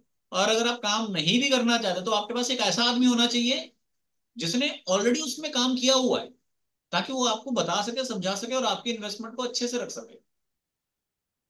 ठीक है ना? तो जी। पहले तो सीखना बहुत जरूरी है कि अगर सामने वाला गलत है तो मेरे को कुछ ना कुछ तो आइडिया होना चाहिए। तो सीखना बहुत जरूरी है, सीखो, आइडेंटिफाई करो और फिर आगे बढ़ो। ठीक है। और नेक्स्ट और कोई person? Ratna ma'am, double S, Bose ji, कैसा लगा आज सर का? ये आपका जो स्टॉक्स आइडेंटिफिकेशन वाला है, जी इसमें आप एग्जिट भी देंगे या सिर्फ कौन सा रेट पे बाई करना है देंगे? बिल्कुल सर, सीधी सी बात है, हमारे को 5, 10, 15, 20% मिला बहुत है। अच्छा अच्छा, ओके। नहीं, 10% मिल गया तो काफी है, बंद कर देना चाहिए। नहीं, बंद अभी ये ट्रेडिंग थोड़ी ना बंद कर दे। नहीं नहीं, वो स्टॉक से निकल जाना चाहिए। हाँ, यार एक बात बताइए, आप कितना परसेंट चाहिए? महीने का 10% बहुत होता है, अगर हमको हफ्ते में मिल रहा है तो बहुत है। कितना आपका पेट कितना हजम कर सकता है उतना खाओ बस। ठीक है ना? सर नहीं मेरा नहीं, दस क्वेश्चन है, परसेंट वीकली हमें कितना इन्वेस्टमेंट चाहिए सर, 1 वीक के लिए? मतलब जैसा 1 वीक से ज्यादा तो आई थिंक होल्ड नहीं करेंगे जैसा आप बोल रहे हैं, तो 1 वीक के लिए मतलब वैसे तो कुछ भी हो सकता है, बट फिर भी थोड़ा सा रफ आइडिया सर। आप कहना क्या चाह रहे हैं मुझे क्लियर नहीं। 1 वीक तो सुनाई दिया, उसके आगे? सर जैसे मान लीजिए आप रिकमेंडेशन देंगे, मे बी एक दिन में हो सकता है, एक दिन हो सकता है, 2 दिन या 3 दिन, बट वट एवर। तो हाँ, ऐसे जस्ट रफ आइडिया पूछ रहा हूँ आपसे कि 1 वीक के लिए हमें कितना अमाउंट चाहिए होगा कि हम आपके हिसाब से वो सारा कुछ ले पाए और उसको सेल कर पाए, मतलब जी रफली आइडिया सर, थोड़ा सा बस। ठीक है। जैसे कि हमारे 20 दिन होते हैं ट्रेडिंग के, एक एवरेज। तो जी आपको 20 दिनों में अप्रोक्सीमेटली 50 के आसपास स्टॉक्स के नेम मिले, मतलब कि पर डे एक या दो, जी जी पर डे एक या दो। अब अगर 50 स्टॉक्स के आपको नेम मिल रहे हैं तो अगर हिसाब लगाओ कि 50 स्टॉक्स में से आपको कितने स्टॉक्स में इन्वेस्ट करना चाहिए, पर डे अगर आपको एक मिल रहा है या पर डे आपको दो मिल रहे हैं, तो आपको कितने स्टॉक्स में इन्वेस्ट करना चाहिए 50 में से, बताइए। Sir it all depends on the investment कितना है आपके पास सर। वो इन्वेस्टमेंट का तो बाद में आएगा ना नंबर सर, इन्वेस्टमेंट का नंबर बाद में आएगा। पहले ये कि मैं अगर आपको एक महीने में 50 स्टॉक्स के नेम दे रहा हूं, तो 50 में से आप कितनों में इन्वेस्ट करते हो? चलो आप मिनिमम 10%, मैक्सिमम 50% या शायद 100% होएगा। तो मिनिमम अगर हम 5 स्टॉक्स में भी इन्वेस्ट करते हैं, तो आपका फिर बजट का नाम आता है। फिर आपका टोटल जितना बजट है, आप उस टोटल बजट को उतने नंबर ऑफ स्टॉक्स कंपनीज के साथ डिवाइड करो। एग्जाम्पल के तौर पे अगर आपके पास 1 लाख रुपया है, और अगर आप कहते हो कि मेरे पास 1 लाख रुपया है और आपके 50 स्टॉक्स में मैं पूरा इन्वेस्ट करने को राजी हूं, तो 50,000 के अकॉर्डिंग, सॉरी, 50 स्टॉक्स के अकॉर्डिंग आपको 2,000 रुपये पर स्टॉक में इन्वेस्ट करना चाहिए। और अगर आप कहते हो कि मैं सिर्फ 5 कंपनियों में इन्वेस्ट करूंगा, तो आपको 10,000 रुपीज पर कंपनी में इन्वेस्ट करना चाहिए। तो आपके हिसाब से सर क्या करना चाहिए मैं सर? मैं तो अपनी तरफ से मैं तो यही कहूंगा कि देखो, आपको मैंने एक फंडा भी समझाया था। फंडा मैंने ये समझाया था कि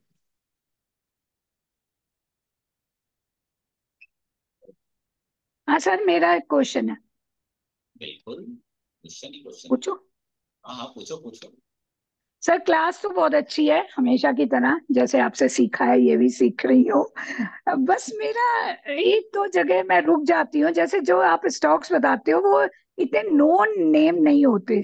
अब उसमें पूरी रिसर्च मुझे करनी पड़ती है, वहां पे मैं अटक जाती है। एक तो ये है, और दूसरा है कि मतलब इन्वेस्टमेंट तो मैं करने को राजी हूँ, लेकिन मुझे खुद की स्टडी भी करनी पड़ेगी ना साथ में। और जो इंडेक्स फंड्स होते हैं जिनमें पक्का पता है बढ़ता ही बढ़ता है, तो फिर वो वाले लेने हैं तो वो नहीं ले सकते? कौन टाइप के आपके तरफ से क्यों नहीं आते? मैडम, इंडेक्स फंड में जो आपकी इन्वेस्टमेंट होती है कितने टाइम के लिए होती है? सर आप कहते हो 20% मिल जाए तो निकाल लो, मेरा हो गया ऑलमोस्ट, जो मैंने लास्ट टाइम आपके साथ किए थे। आई थिंक 26-30 ऐसे आ गए हैं, दो तीन में तो अच्छे आ गए हैं। वो अभी मुझे मतलब विड्रॉल करने होंगे, निकालने होंगे उनको। तो और कितना चाहिए? नहीं नहीं, वो तो ठीक है, वो तो मैंने अपने आप इंडेक्स का करा। मैं पूछ रही हूँ कि जो आप बताते हो वो जैसे राजेश टेक्सटाइल एनी मतलब अननोन नेम, हाँ, वो करूं तो मैं कैसे करूं उनमें? खाली आपके कहने से कर लूं, आपके कहने से बेचूं, या खुद की स्टडी भी तो करनी है ना? मैंने यहाँ पे दो सर्विसेज का नाम लिया है। पहला, जस्ट आपको स्टॉक्स के नाम मिलेंगे। दूसरा, आपको उसके ऊपर प्रैक्टिस करनी है। तो प्रैक्टिस हाँ आपकी, जी। आप बैठो, जी। मैं आपको करवाऊंगा कि ये स्टॉक हमने क्यों लिया है, क्या कैसे लिया है, और हमने यहाँ इसका स्टॉप लॉस कितने तक क्यों मार्क किया है, हमने इसका टारगेट क्यों कितने तक मार्क किया है, और ये वाला स्टॉक कैसे पकड़, ठीक है? तो वो वो पहला वाला है, ये पहला वाला। स्कूल में तुमने, स्कूल में आपने बच्चे को सिखाया ए फॉर एप्पल, जब तक घर पे आके वो ए फॉर एप्पल नहीं सीखेगा, तब तक वो कैसे आगे बढ़ेगा? हाँ वो करेक्ट है बिल्कुल। और स्कूल में जस्ट ए फॉर एप्पल दिखा दिया, घर में थोड़े पेरेंट्स भी एफर्ट मारते हैं ना, बेटा ये वाला एप्पल होता है, कुछ एक्स्ट्रा तो करना पड़ता है ना। तो बस वही चीज है। हाँ, नहीं मैं वो करने को राजी हूँ, बस ये मुझे पता होना चाहिए कि मैं क्यों कर रही हूँ इसमें, और इसका प्रॉफिट तो आप बता रहे हो। हाँ हाँ, बिल्कुल बिल्कुल। तो ये पहला वाला आप जो बता रहे हो कि पूरा प्रैक्टिस के साथ करवाओगे, कि सेकंड वाला? जो 1500 वाला है उसमें आपको कोई क्लास नहीं मिलेगी, जो ट्वेंटी अच्छा, फाइव हंड्रेड वाला है उसमें आपको क्लास मिलेगी। पर वो तो केवल 5 ही सेशन है ना 25 वाले के। नहीं नहीं नहीं नहीं, वो आप हीरो, हाँ। हीरो जीरो नहीं है ये हीरो जीरो वाली क्लास नहीं है। इसका ऐड अभी तक मैंने पोस्ट नहीं किया। अच्छा अच्छा अच्छा ये अच्छा 1 मंथ के लिए है, इसमें हफ्ते में दो क्लासें होंगी, ठीक है? अच्छा। हफ्ते में दो होंगी, मीन्स टोटल आपकी कितनी हो गई, 8 हो गई आसपास, ठीक है? ये बेसिक स्टॉक है। और हाँ, इक्विटी में सिर्फ ये होता है, अगर मार्केट ऊपर जा रहा है तो ही हमारा पैसा बढ़ता है। ऑप्शन है, हम्म। मार्केट चाहे ऊपर जाए चाहे नीचे जाए, हमको दोनों साइड मिलता है। बस हमारा फोकस सही जगह होना चाहिए। हम कह रहे हाँ हैं गिर रहा है, तो अगर गिर गया तो हमें पैसा मिलेगा, और हम कह रहे हैं मार्केट ऊपर जाएगा, और अगर ऊपर गया तो हमें पैसा मिलेगा, ठीक है? जी। एंड क्लियर है आई होप, ठीक है। और मैं अभी क्या समझाना चाह रहा था मैं भूल गया, बीच में टोक दिया तो मैं भूल गया। जसविंदर जी आपने पता नहीं क्या बोला था जिस वजह से मैं कुछ समझाने की कोशिश करने हाँ, लगा। कुछ बोल रहे थे आप, सर कर वो रहे थे। अमाउंट आपके हिसाब से मतलब सभी में थोड़ा थोड़ा इन्वेस्ट करें वो ज्यादा बेटर है हाँ जो सर फिर? ठीक हाँ है, वो। हाँ गुड गुड। अब जैसे आपका क्वेश्चन था कि इन्वेस्टमेंट, अब जैसे एग्जांपल के लिए मैं आपको कह रहा हूँ, मैं आपको यहाँ पर 50 कंपनियां बताऊंगा महीने में, अप्रोक्सीमेटली 50 कंपनी, 50 से कम भी हो सकती हैं, 50 से ज्यादा भी हो सकती है। तो 1 लाख रुपए का बजट हम मान के चले, सही रहेगा। जी जी। अब 50 कंपनियों में से अगर हम मान के चले हमने 2,000 रुपये पर कंपनी में इन्वेस्ट कर दिया, तो हमारा बन गया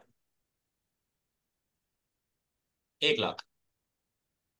अब हम अगर स्टॉक में करेक्शन की बात करते हैं कि मार्केट में प्राइस गिरता है, और हमें मालूम है हमने रिस्क कितना लेना है, रिस्क लेना हमने 5%। ठीक है, 5% रिस्क काफी होता है ठीक। एवरीवन, 5% रिस्क काफी होता है। 5% रिस्क मतलब 1 लाख रुपए के ऊपर 5% का रिस्क कितना होता है? 5,000 रुपये। 5,000। और 50 कंपनियों में 5% का रिस्क कितना होता है? 2,000 के ऊपर 5% का रिस्क कितना होता है? सिर्फ 100 रुपीज। एक कंपनी में सिर्फ 100 रुपीज, सही है, जी। पर कंपनी रिस्क। ये मैं एक एग्जांपल ले रहा हूं। नेक्स्ट आया था हमारा रिवॉर्ड। रिवॉर्ड हमारा कितना है? रिवॉर्ड हमारे को कितना चाहिए? रिवॉर्ड हमारे को चाहिए 5% से लेके 20% तक। ठीक है, इन ए वीक और मंथ। क्लियर? हफ्ते में 5% या महीने में 20% मिल जाए। अगर हम हफ्ते का 5% और महीने का 20% के हिसाब से चलें, तो 1 लाख रुपए पे हमें कितना मिल जाएगा? 1 लाख रुपए पे हमें कितना मिल जाएगा? 1 लाख रुपए पे हमें 5,000 या मैक्सिमम 20,000 पे मिल जाए। अब आप ये देखिए कि आपका रिस्क कितना है और आपका प्रॉफिट कितना है, या हो सकता है। अब यहां पर हम क्या फोकस कर रहे हैं कि अगर हम अपना रिस्क देखें भी, तो मेरा एक छोटा सा क्वेश्चन और है कि 50 कंपनीज में से कितनी कंपनियां नेगेटिव हो सकती हैं? मैक्सिमम 50 कंपनीज में से कितनी कंपनियां नेगेटिव हो सकती हैं मैक्सिमम? बताओ भाई। तो ज्यादा ज्यादा से तो 5-6 कंपनी से साथ काम बस, और से ज्यादा। यार मैं कहता हूं 50 में से 20 कंपनियां नेगेटिव हो, ठीक है।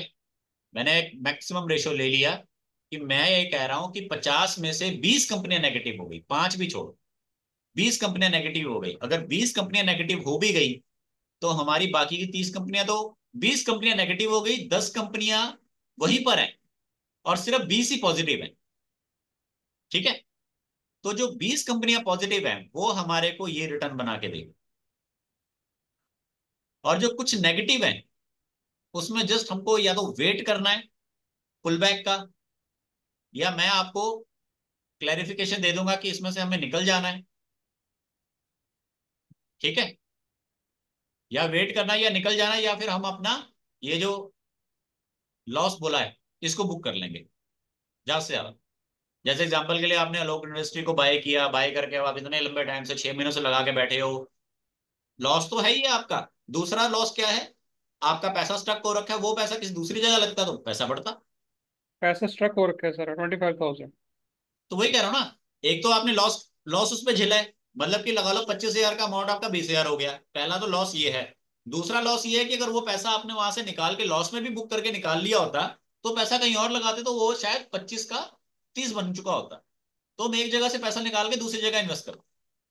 ठीक है, तो लॉस यहां पर आपको नॉमिनल होएगा। जस्ट आपको फोकस क्या करना है कि यार मेरे को 50 की 50 कंपनियों में इन्वेस्ट करना है, या मैं 25 में इन्वेस्ट करूं। ये कॉल आपके ऊपर है, ये मेरे ऊपर नहीं है।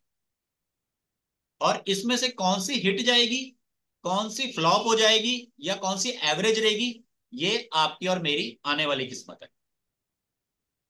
हालांकि भगवान की दुआ से अभी तक हमारा टारगेट सही चल रहा है, कोई इतना ज्यादा हम लॉस भी नहीं खाते, प्रॉफिट में ही रहते हैं, कभी कभी एवरेज में रहते हैं, और लॉस हो भी जाता है हफ्ते में कभी एक आध बार, कभी एक बार हो गया, कभी दो बार हो गया, लेकिन ज्यादातर हमारा ठीक रहता है। ठीक है, प्रीवियस स्टॉक्स में जितने भी आपको रिकमेंडेशन दिए तकरीबन सारे ठीक ठीक जाते हैं। बस लालच ज्यादा नहीं करना, प्रॉफिट बुक करो, 5, 10, 15, 20% आया बुक करो, नहीं तो कॉस्ट टू कॉस्ट बुक करो। एक चीज आप हमेशा समझो कि जब कभी प्रॉफिट आ रहा हो, चाहे वो छोटा ही आ रहा हो, उसको हाथ से मत जाने दो, और लॉस जब भी हो रहा हो तो उसको कभी बड़ा मत होने, लॉस कभी बड़ा नहीं होने देना, छोटा लॉस बहुत है, प्रॉफिट कभी हाथ से जाने नहीं देना, चाहे वो छोटा ही क्यों ना हो। एक वो सिंधी लोग या फिर जो बनिए लोग कहते हैं ना कि पैसा कहीं से 100 रुपया भी मिल रहा है, छोड़ना नहीं है, 10 रुपया भी नहीं छोड़ना, आने दे। और अगर कहीं पे खर्चे की बात है तो ना भाई ना, मैं नहीं आ रहा। कई फ्रेंड सर्कल में होते हैं ना, शाम को पार्टी में बुला लेते हैं, आजा भाई पार्टी, कौन दे रहा है, फलाना दे रहा है, ठीक है मैं आ जाता हूँ। और अगर तूने देनी है, नहीं यार आज मेरा पेट खराब है मैं नहीं आ रहा। तो लॉस कम से कम दो, और प्रॉफिट जितना आ रहा है, थोड़ा आ रहा है, बुक करो। ठीक है, आई होप आपको थोड़ी सी क्लैरिटी मिल गई होगी, क्योंकि देखो इसके ऊपर 100% कोई भी आपको सही गाइडेंस नहीं दे पाएगा, अपना डिसीजन साथ में लेना बहुत जरूरी है। ठीक है, because yes end of the day decision आपका है, इन्वेस्टमेंट आपकी है, और प्रॉफिट भी तो आप ही ने खाना है, और कौन खाएगा? स्टूडेंट्स पढ़ते हैं, टीचर्स पढ़ाते हैं, और उसके बाद जो सक्सेस को नहीं मिलता, स्टूडेंट को मिलता है। और उसके लिए रेडी भी स्टूडेंट ही रहता है, और तैयारी भी वही करता है। नेक्स्ट और कोई पर्सन रहेगा? श्रीनिवास जी कुछ कहना चाहेंगे? चलिए, आई थिंक शायद सभी लोग अपनी अपनी बात कर चुके हैं जितना भी करना चाहते थे, तो इस सेशन को एंड करते हैं। और अगर कोई और पर्सन है जो कुछ कहना चाहेगा तो लास्ट 5 मिनट्स, उसके बाद मैं सेशन को एंड कर रहा हूँ। एंड लास्ट टाइम मैं दोबारा अपडेट कर देता हूँ, जो लोग मंडे से कोर्स में आना चाहेंगे तो 1500 रुपीज में सिर्फ आपको एक मंथ का स्टॉक का सिलेक्शन मिलेगा, जिसमें आपको स्टॉक्स के ओनली नेम मिलेंगे। ठीक है, एंड ठीक है, यहाँ पर एक पर्सन की पेमेंट आ चुकी है, तो जिसमें सिर्फ आपको नेम मिलेंगे। एंड जो सेकंड वाली सर्विस है 2500 वाली, उसमें आपको उन्हीं स्टॉक्स को क्यों आइडेंटिफाई किया गया, उसके ऊपर आपको एक प्रैक्टिस मिलेगी, जिससे आप फ्यूचर में और अच्छा कर पाएंगे। ठीक है, चलिए, thank you everyone for today class, Monday को मिलते हैं।